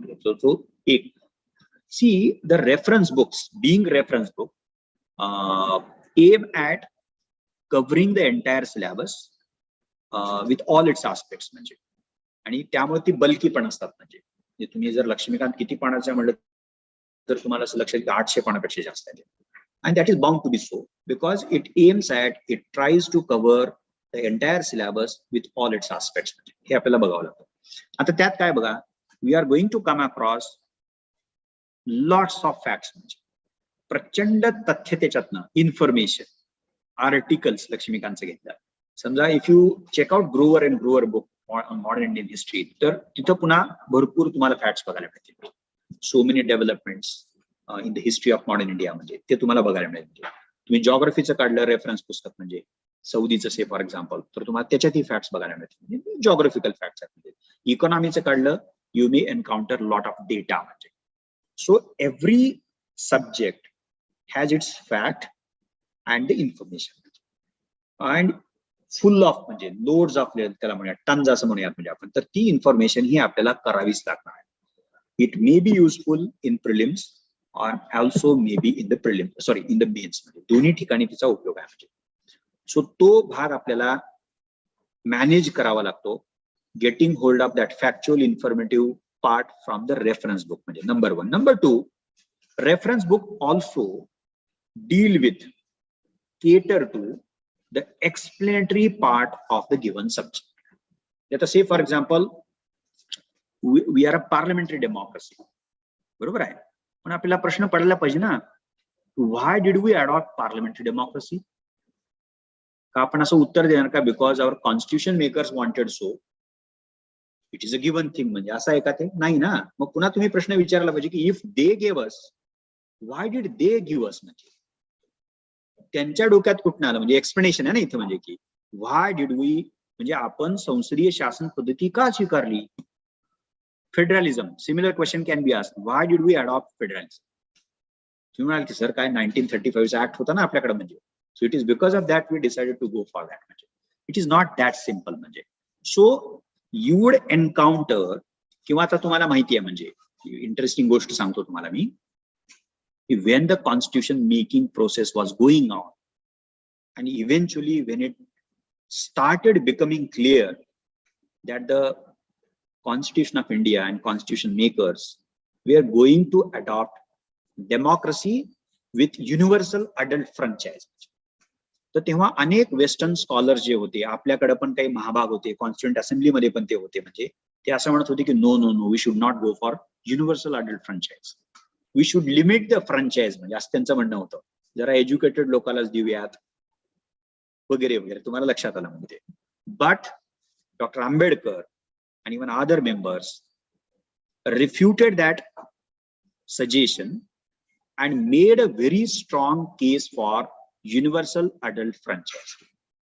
आणि तेव्हाची जी democratic theory होती waste मधली, ती पण असलीच होती की नाही नाही नाही नाही नाही, तुम्ही इलिटरेट असाल वगैरे वगैरे तर तुम्ही काय निवड चांगली करू शकत नाही. म्हणजे you are uneducated, we are uneducated, so therefore you are not capable of governing your self. असं म्हणत म्हणत तर रेशियल सुपेरियरिटी सांगितली ना, white man's burden theory was that. म्हणजे ते असं म्हणाले की look, we are well aware of the fact that there is substantial amount of illiteracy and substantial amount of our population happen to be uneducated, illiterate, म्हणजे माहिती आहे आम्हाला. म्हणजे but we also think म्हणजे that the most important process, medium, means of educating them happens to be to give them right to vote. आता बघा logic काय लावलंय, येते का तुम्हाला लक्षात? की आम्ही मतदानाचा अधिकार देतो, पहिल्या दिवसापासूनच देतो आम्ही, जेणेकरून ते मतदानाचा अधिकार वापरायला लागतील, आणि म्हणजेच काय, त्या प्रक्रियेच्या माध्यमातून यांचं शिक्षण होईल. म्हणजे ते इंटरेस्टिंग हे आहे ना. म्हणजे ते, आणि 75 वर्ष, आता 75 इयर्स सेलिब्रेट करतोय ना आपण, म्हणजे टिकून आहे डेमोक्रेसी आपली, आहे की नाही? म्हणजे प्रॉब्लेम्स आहेत, म्हणजे nobody would deny that we are faced with so many problems since day one. म्हणजे बट आपण कॉन्फिडेंटली हे म्हणू शकतो ना, म्हणजे की आपल्या डेमोक्रेसीची पाळमुळं रुजलेली आहेत. म्हणजे इम्प्रुव्हमेंटला प्रचंड स्कोप आहे, म्हणजे नो डाऊट अबाउट दॅट. म्हणजे तिचा सबस्टन्स जो आहे आपल्या डेमोक्रेसीचा, म्हणजे तो, म्हणजे फॉर्मली ती रुटीन झालेली आहे, नो डाऊट अबाउट दॅट. तिचा सबस्टन्स आणखीन आपल्याला काय करता येऊ शकतो, मिनिंगफुल करता येऊ शकतो. म्हणजे डेमोक्रेसी जर डिसेंट्रलाइजेशन ऑफ पॉवर असेल, डेमोक्रेसी जर taking power to the last person असेल, it is yet to be happen. म्हणजे it has not yet happen. म्हणजे तर आपण म्हणू की हा ते करायचं आहे आम्हाला, absolutely we are going to do that, that is our aim. म्हणजे ते करत राहू आपण. ओके, सो आता हे हा भाग काय बघा, मी थोडस डिव्हिएट केलं. Let us get back to the point. My point was, while reading reference books, so one, we have to consolidate the factual part and the informative part, but importantly we have to also get hold of the explanatory part. We need to learn to raise questions. So if we adopted parliamentary system, why did we? If we adopted federalism, why did? Well, going against the prevailing theoretical assumptions, we decided to go for universal adult franchise from day one. म्हणजे का आपण स्वीकारलं? का बिचारे आपले leader फार चांगल्या मनाचे होते, त्यांना वाटलं चांगलं म्हणून त्यांनी आपल्याला सगळ्यांना देऊन टाकलं, असं आहे का? It's not like that. म्हणजे they thought through, a lot of debate did take place in the constituent assembly, and that is quite interesting, quite interesting. लक्षात ठेवा. So explanation. आता आणखीन एक लास्ट पार्ट आहे जो रेफरन्स पुस्तकातनं तुम्हाला बघायचा आहे, तो म्हणजे अनालिटिकल पार्ट. म्हणजे अनालिसिस, किती वेळा आपण शब्दप्रयोग ऐकतो, वापरतो, ऐकतो, वाचतो, आहे की नाही? म्हणजे analytical part. Every subject, name the subject, it has got analytical part. आता तुम्ही म्हणाल की what is mean bye analytical part? or what is mean by analysis. What do we do in analysis? विश्लेषण असा मराठीमध्ये शब्द आहे. काय करतो आपण म्हणजे? तर late me use another simple non English word. Dissection करतो आपण. डिसेक्शन ना म्हणजे डिसेक्शन करतो म्हणजे काय करतो? We set one thing apart. We decode, we dissect, we separate that, split that, destruct that. Destruct literally घेऊ नका म्हणजे we destruct that into its inbuilt so many parts म्हणजे. You got it? म्हणजे समजा आता हे घड्याळ आहे. आता ह्याला डिस्ट्रक्ट करणं म्हणजे शब्दशः घेऊ नका म्हणजे. तर ह्याला मी काय करणं, ह्याचे पार्ट्स वेगवेगळे काढायला लागतो. म्हणजे हे काढेल म्हणजे ते डायल काढलं, त्याच्या मागे काहीतरी आलं आणि मी setting apart from each other म्हणजे या अर्थाने डिसेक्शन आहे म्हणजे. So to go deeper, okay, and then to try to get hold of the subparts of the given thing, number one, and number two, in order to understand the subparts, we have to understand the interrelationship between the subparts. म्हणजे how one part is linked with the other part. Is it so? Yes, it is so. म्हणजे आता जर मी हे काढून टाकलं, हे इथलं काहीतरी एक पार्ट मी काढून टाकला, चालेल का घड्याळ म्हणजे? नाही ना. तुम्ही म्हणाल की नाही तो पार्टच काढून टाकलाय, चालेल कसं काय म्हणजे? ते समजा सेल गेला असेल म्हणजे. That's a very simplistic example, I know it for sure म्हणजे, पण ते समोर आहे म्हणून मी तुम्हाला सांगतो. तर मग आपल्याला we have to fix that म्हणजे, because that one organic thing has got sub parts, elements, sub elements, and those elements, sub elements share interrelationship. म्हणजे आता आपण जरा त्याला ब्रॉड करूयात. म्हणजे if our parliament is not working well, can we expect our executive to work well? It is very difficult.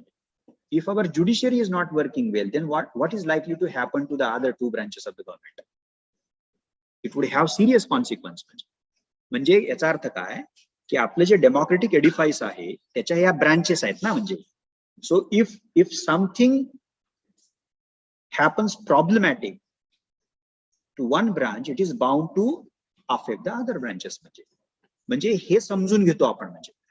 You got it? म्हणजे so analysis as a process involves decoding, dissection, setting apart a whole thing into subparts and sub elements, and then to try to understand the relationship. आणि इथं दोन टाईपच्या relationship आहेत, म्हणजे दोन शब्द वापरले जातात, causes, okay, and then the effects. म्हणजे काहीतरी त्यातलं कारण असतं आणि काहीतरी त्याच्यातला परिणाम असतो. म्हणजे आता मी तुम्हाला असा प्रश्न विचारला, why caste is so important in politics of India?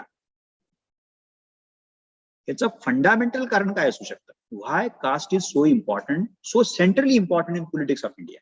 We cannot understand politics without understanding the role of caste in politics. Can we do that? It is not possible. जात भारताच्या राजकारणामध्ये एवढी मध्यवर्ती का आहे? ती इतकी मध्यवर्ती आहे की गावापासून म्हणजे गल्लीपासून दिल्लीपर्यंत, असं त्याच्या भाषा व्यवहारात म्हणतात, आपण यूज करूया ते टर्म. म्हणजे राजकारण जातीशिवाय समजून घेता येत आहे की नाही? म्हणजे का असं आहे मला सांगा. तर त्याचं एक उत्तर डेफिनेटली हे असू शकतं, because essentially we are a caste ridden society. Since the caste happens to be the inbuilt part of our society, it is there in the political domain. म्हणजे आमच्या भारतीय समाजाचं अंगभूत वैशिष्ट्य. अंगभूत म्हणजे माहितीये ना आपल्याला, मराठीतला शब्द आहे अंगभूत. इंटिग्रल काढताच येत नाही म्हणजे, ते डीएनए मध्येच आहे आपल्या. म्हणजे यू गॉट इट? म्हणजे it is problematic, but it is part of, it is integral part of our society. म्हणजे and since it is there, since it is part of our social universe, got reflected in the political universe. दुसरं काय कारण तुम्हाला सुचतं? तुम्ही असं कदाचित एखाद्याला वाटलं की नाही सर, लुक सर, आवर पॉलिटिशियन्स आर कास्ट रिडन, असं आहे का त्याचं केवळ कारण? May be they may be, we may be, no doubt about that, but the very first fact is that this is part of our society. You got it?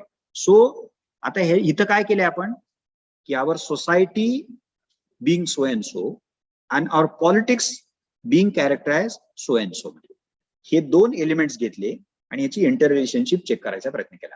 आणि आपण असं म्हणाल की नाही आपल्या समाजात जात आहे, म्हणून ती राजकारणात दिसते. एक आपण स्टेटमेंट केलं ना, म्हणजे I am not expecting you to accept it as it is, म्हणजे because it is very nuance, there are lot of complexities to this phenomena.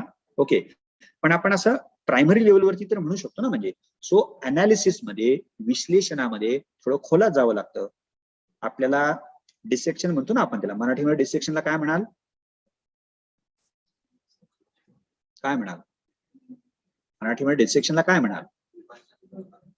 नाही, विभाजन मग खूप वेगळा शब्द, पण डिसेक्शनला अप्रोप्रिएट शब्द ना मराठीमध्ये, हा, विच्छेदन. येस, विच्छेदन करतो म्हणजे काय, तर त्याच्या खोला जाऊन ते आपण असं उलगडतो, ते अनपॅक करतो. म्हणजे पॅक असेल तर अनपॅक करतो आपण, मग त्यातल्या गोष्टी बघायला लागतो, त्याचे घटक बघतो, त्याचे उपघटक बघतो, मग एका घटकाचा दुसऱ्या घटकाशी काय संबंध वगैरे वगैरे. You got it? Yes. So let me conclude my discussion. Reference books are going to play a very significant role both in prelims as well as mains, and undoubtedly at the level of interview as well. Three aspects of the reference books always to be kept in mind. One, the factual and informative part. Second, the explanatory part. And third, the analytical part. Okay, now the last one, reference मधला मी सांगतो. So पहिला NCERT पुस्तक, दुसरा standard reference book, आता तिसरा भाग reference तुमच्या basket मधला. For current events you will have to read at least one English newspaper daily religiously, म्हणजे continuously with a reflective mind. म्हणजे एक इंग्रजी newspaper, even those who are thinking of taking Marathi medium, म्हणजे त्यांनी पण एक इंग्रजी पेपर वाचायला पाहिजे. दुसरं, at least one journal, say for example, maybe Yojana, maybe Kurukshetra, for current events. Because if you check out prelims and more importantly the mains previous year question papers, you would find out that out of 20, say for example, maybe 7-8 questions are based on current events. In society as far as GS1 is concerned, and geography as well.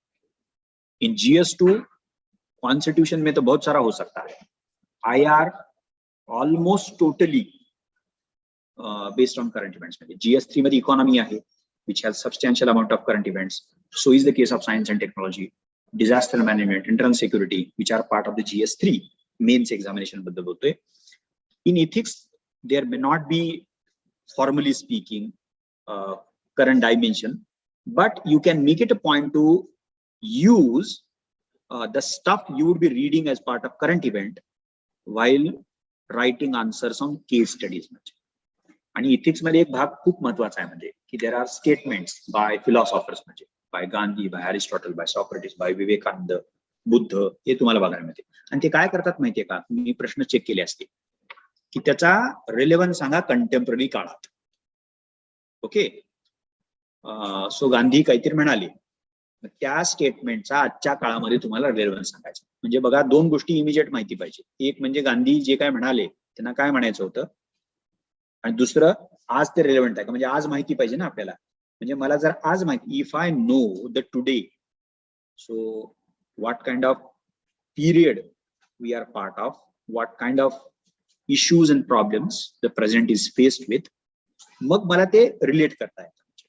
I can definitely do that. म्हणजे so या अर्थानं तुम्हाला तुम्ही जे newspaper मधनं, journals मधनं वाचता, तर त्याचा तुम्हाला इथिक्सच्या पेपरमध्ये, म्हणजे इथिक्स मध्ये GS4 जो आहे तिथं तुम्हाला क्रिएटिव्ह वापर करता येऊ शकतो. म्हणजे so as per the reference basket is concern, मी नुसती रेफरन्स बास्केट सांगितली नाही, ती कशी बघायची ही पण सांगितली तुम्हाला. म्हणजे NCERT, conceptual foundation, reference book, preparing every subject thoroughly, factual informative part, explanatory part, analytical part, and last but not the least, the current dimension of each and every topic from the syllabus. म्हणजे आता पुन्हा या सगळ्या गोष्टींना तुम्ही syllabus जर तुम्हाला माहिती असेल आणि प्रिव्हियस इयर क्वेश्चन पेपर्स तुम्ही बघितले असतील, तर you would be at a very advantageous position, you would be better place. म्हणजे ही बाब तुम्ही कायमच त्याच्यात लक्षात ठेवा. ओके, आता शेवटचा भाग, हे चौथं सांगितलं ना मी तुम्हाला.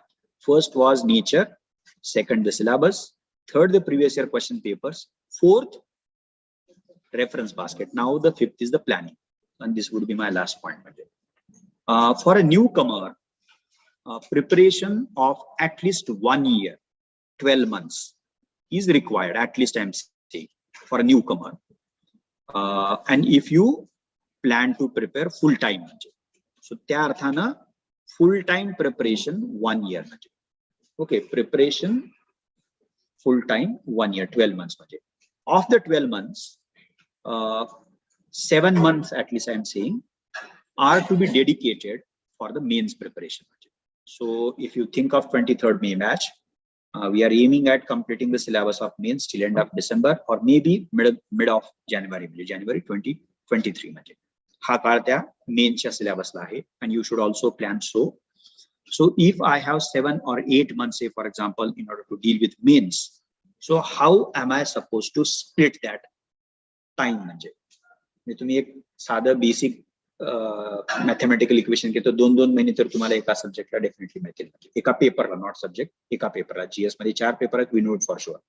But along with managing GS preparation you have to take up optional as well. सो ते तुम्ही काय म्हणता, सो 8 महिन्यामध्ये 4 जीएस चे paper and then 2 optional papers, म्हणजे 1 optional subject with 2 papers, and also तुम्हाला 15 दिवसातनं काही काळ एसएच्या प्रिपरेशनला पण ठेवावा लागेल. So 8 months for mains, remaining 4 months or maybe 4.5 months you can definitely use for prelims. You don't worry about that. एक आता या प्लॅन मध्ये इन डिटेल प्लॅन पण तुम्हाला करता येणार. So for example, daily plan. So if I attend class, so it is going to take at least 2 hours, okay, maybe plus 1 hour, 3 hours. Reading newspapers 2 hours, 5 hours, and I am assuming that you would be a full timer. Okay, now if you are planning to write this examination in 24, okay, then you can come up with a long-term plan of 2 years or maybe of 3 years, depending upon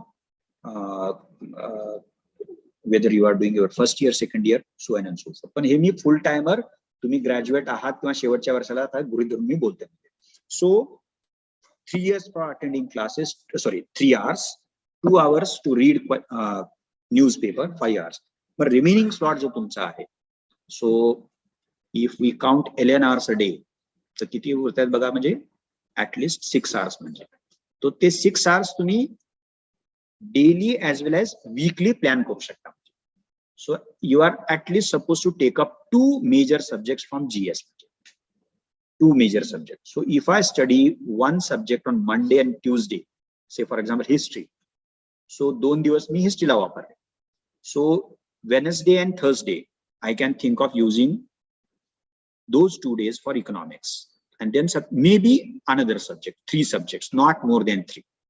मग तो होणार नाही नीट म्हणजे, आणि त्याच्यात तुम्ही combinations करू शकता. So if you want to divide the week into only 2 slots, so 3 days for one subject, another 3 days for another subject, second subject, असं पण करू शकता. So minimum 2 subjects, maximum 3 subjects. So thus you can plan a day and subsequently the week. म्हणजे आता हे किती काळ करायचं म्हणजे, so if you take up 2 subjects, then you are supposed to study those subjects, those 2 subjects for 2 months.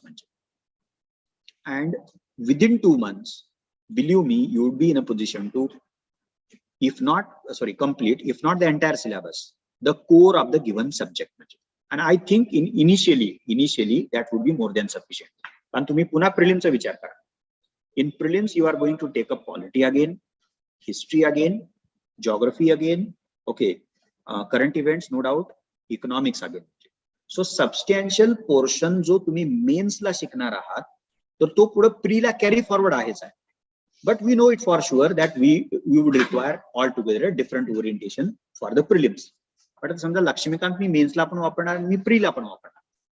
Okay, the method would be different, but असं काही stuff आहे, I would say 50% स्टफ की जे मी मेन्सला वाचलेलं असेलच आहे, ते मला प्रिलिम्सला वाचायचं आहे.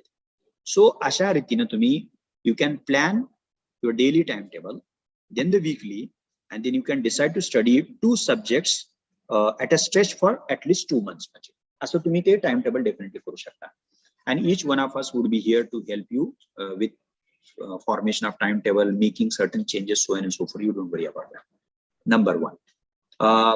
नंबर 2, आपले ऑप्शनल सुरू होत आहेत July end August first week मध्ये फॉर द सेम बॅचेस. म्हणजे so you would be studying exclusively GS in May, June and till end of July. म्हणजे तुम्ही या 3 महिन्यामध्ये जितका GS तुम्हाला कव्हर करता येतो तेवढा तुम्ही डेफिनेटली करू शकता. And once the optional is opened up, मग तुम्हाला एका बाजूला GS आणि दुसऱ्या बाजूला ऑप्शनल. हा optional would require at least 3 days of a week. म्हणजे तेवढं तुम्हाला करावं लागेल.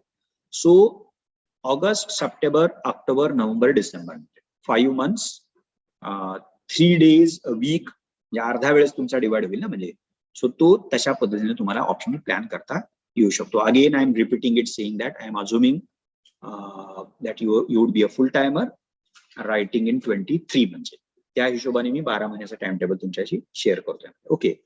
And say at the end of December or maybe mid of January, you will have to stop preparation from the mains perspective, and then you will have to turn to prelims. म्हणजे so ते काय 4-4.5 महिने मिळतील.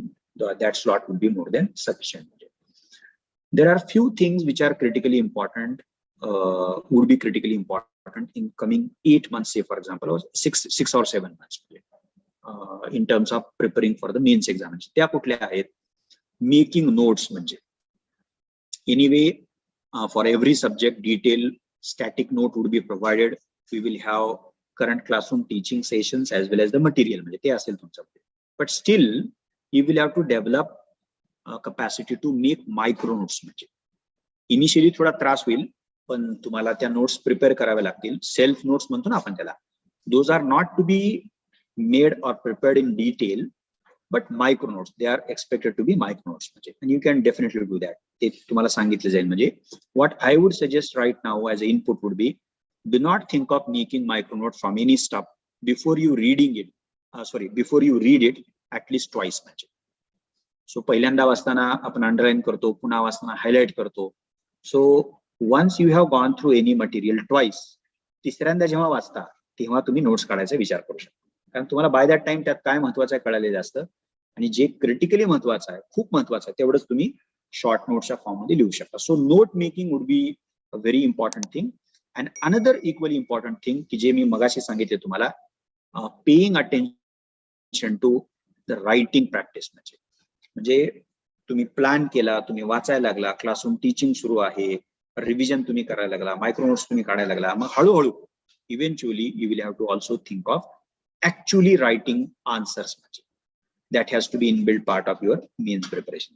Okay, so this is how you are supposed to think of a roadmap of a 12 months, dedicating 7 to 8 months for mains, and then the remaining slot of maybe 4 months or 5 months for prelims. Okay, so this is it. I'll stop here. Subscribe the Unique Academy's YouTube channel and press the bell icon for latest updates and videos.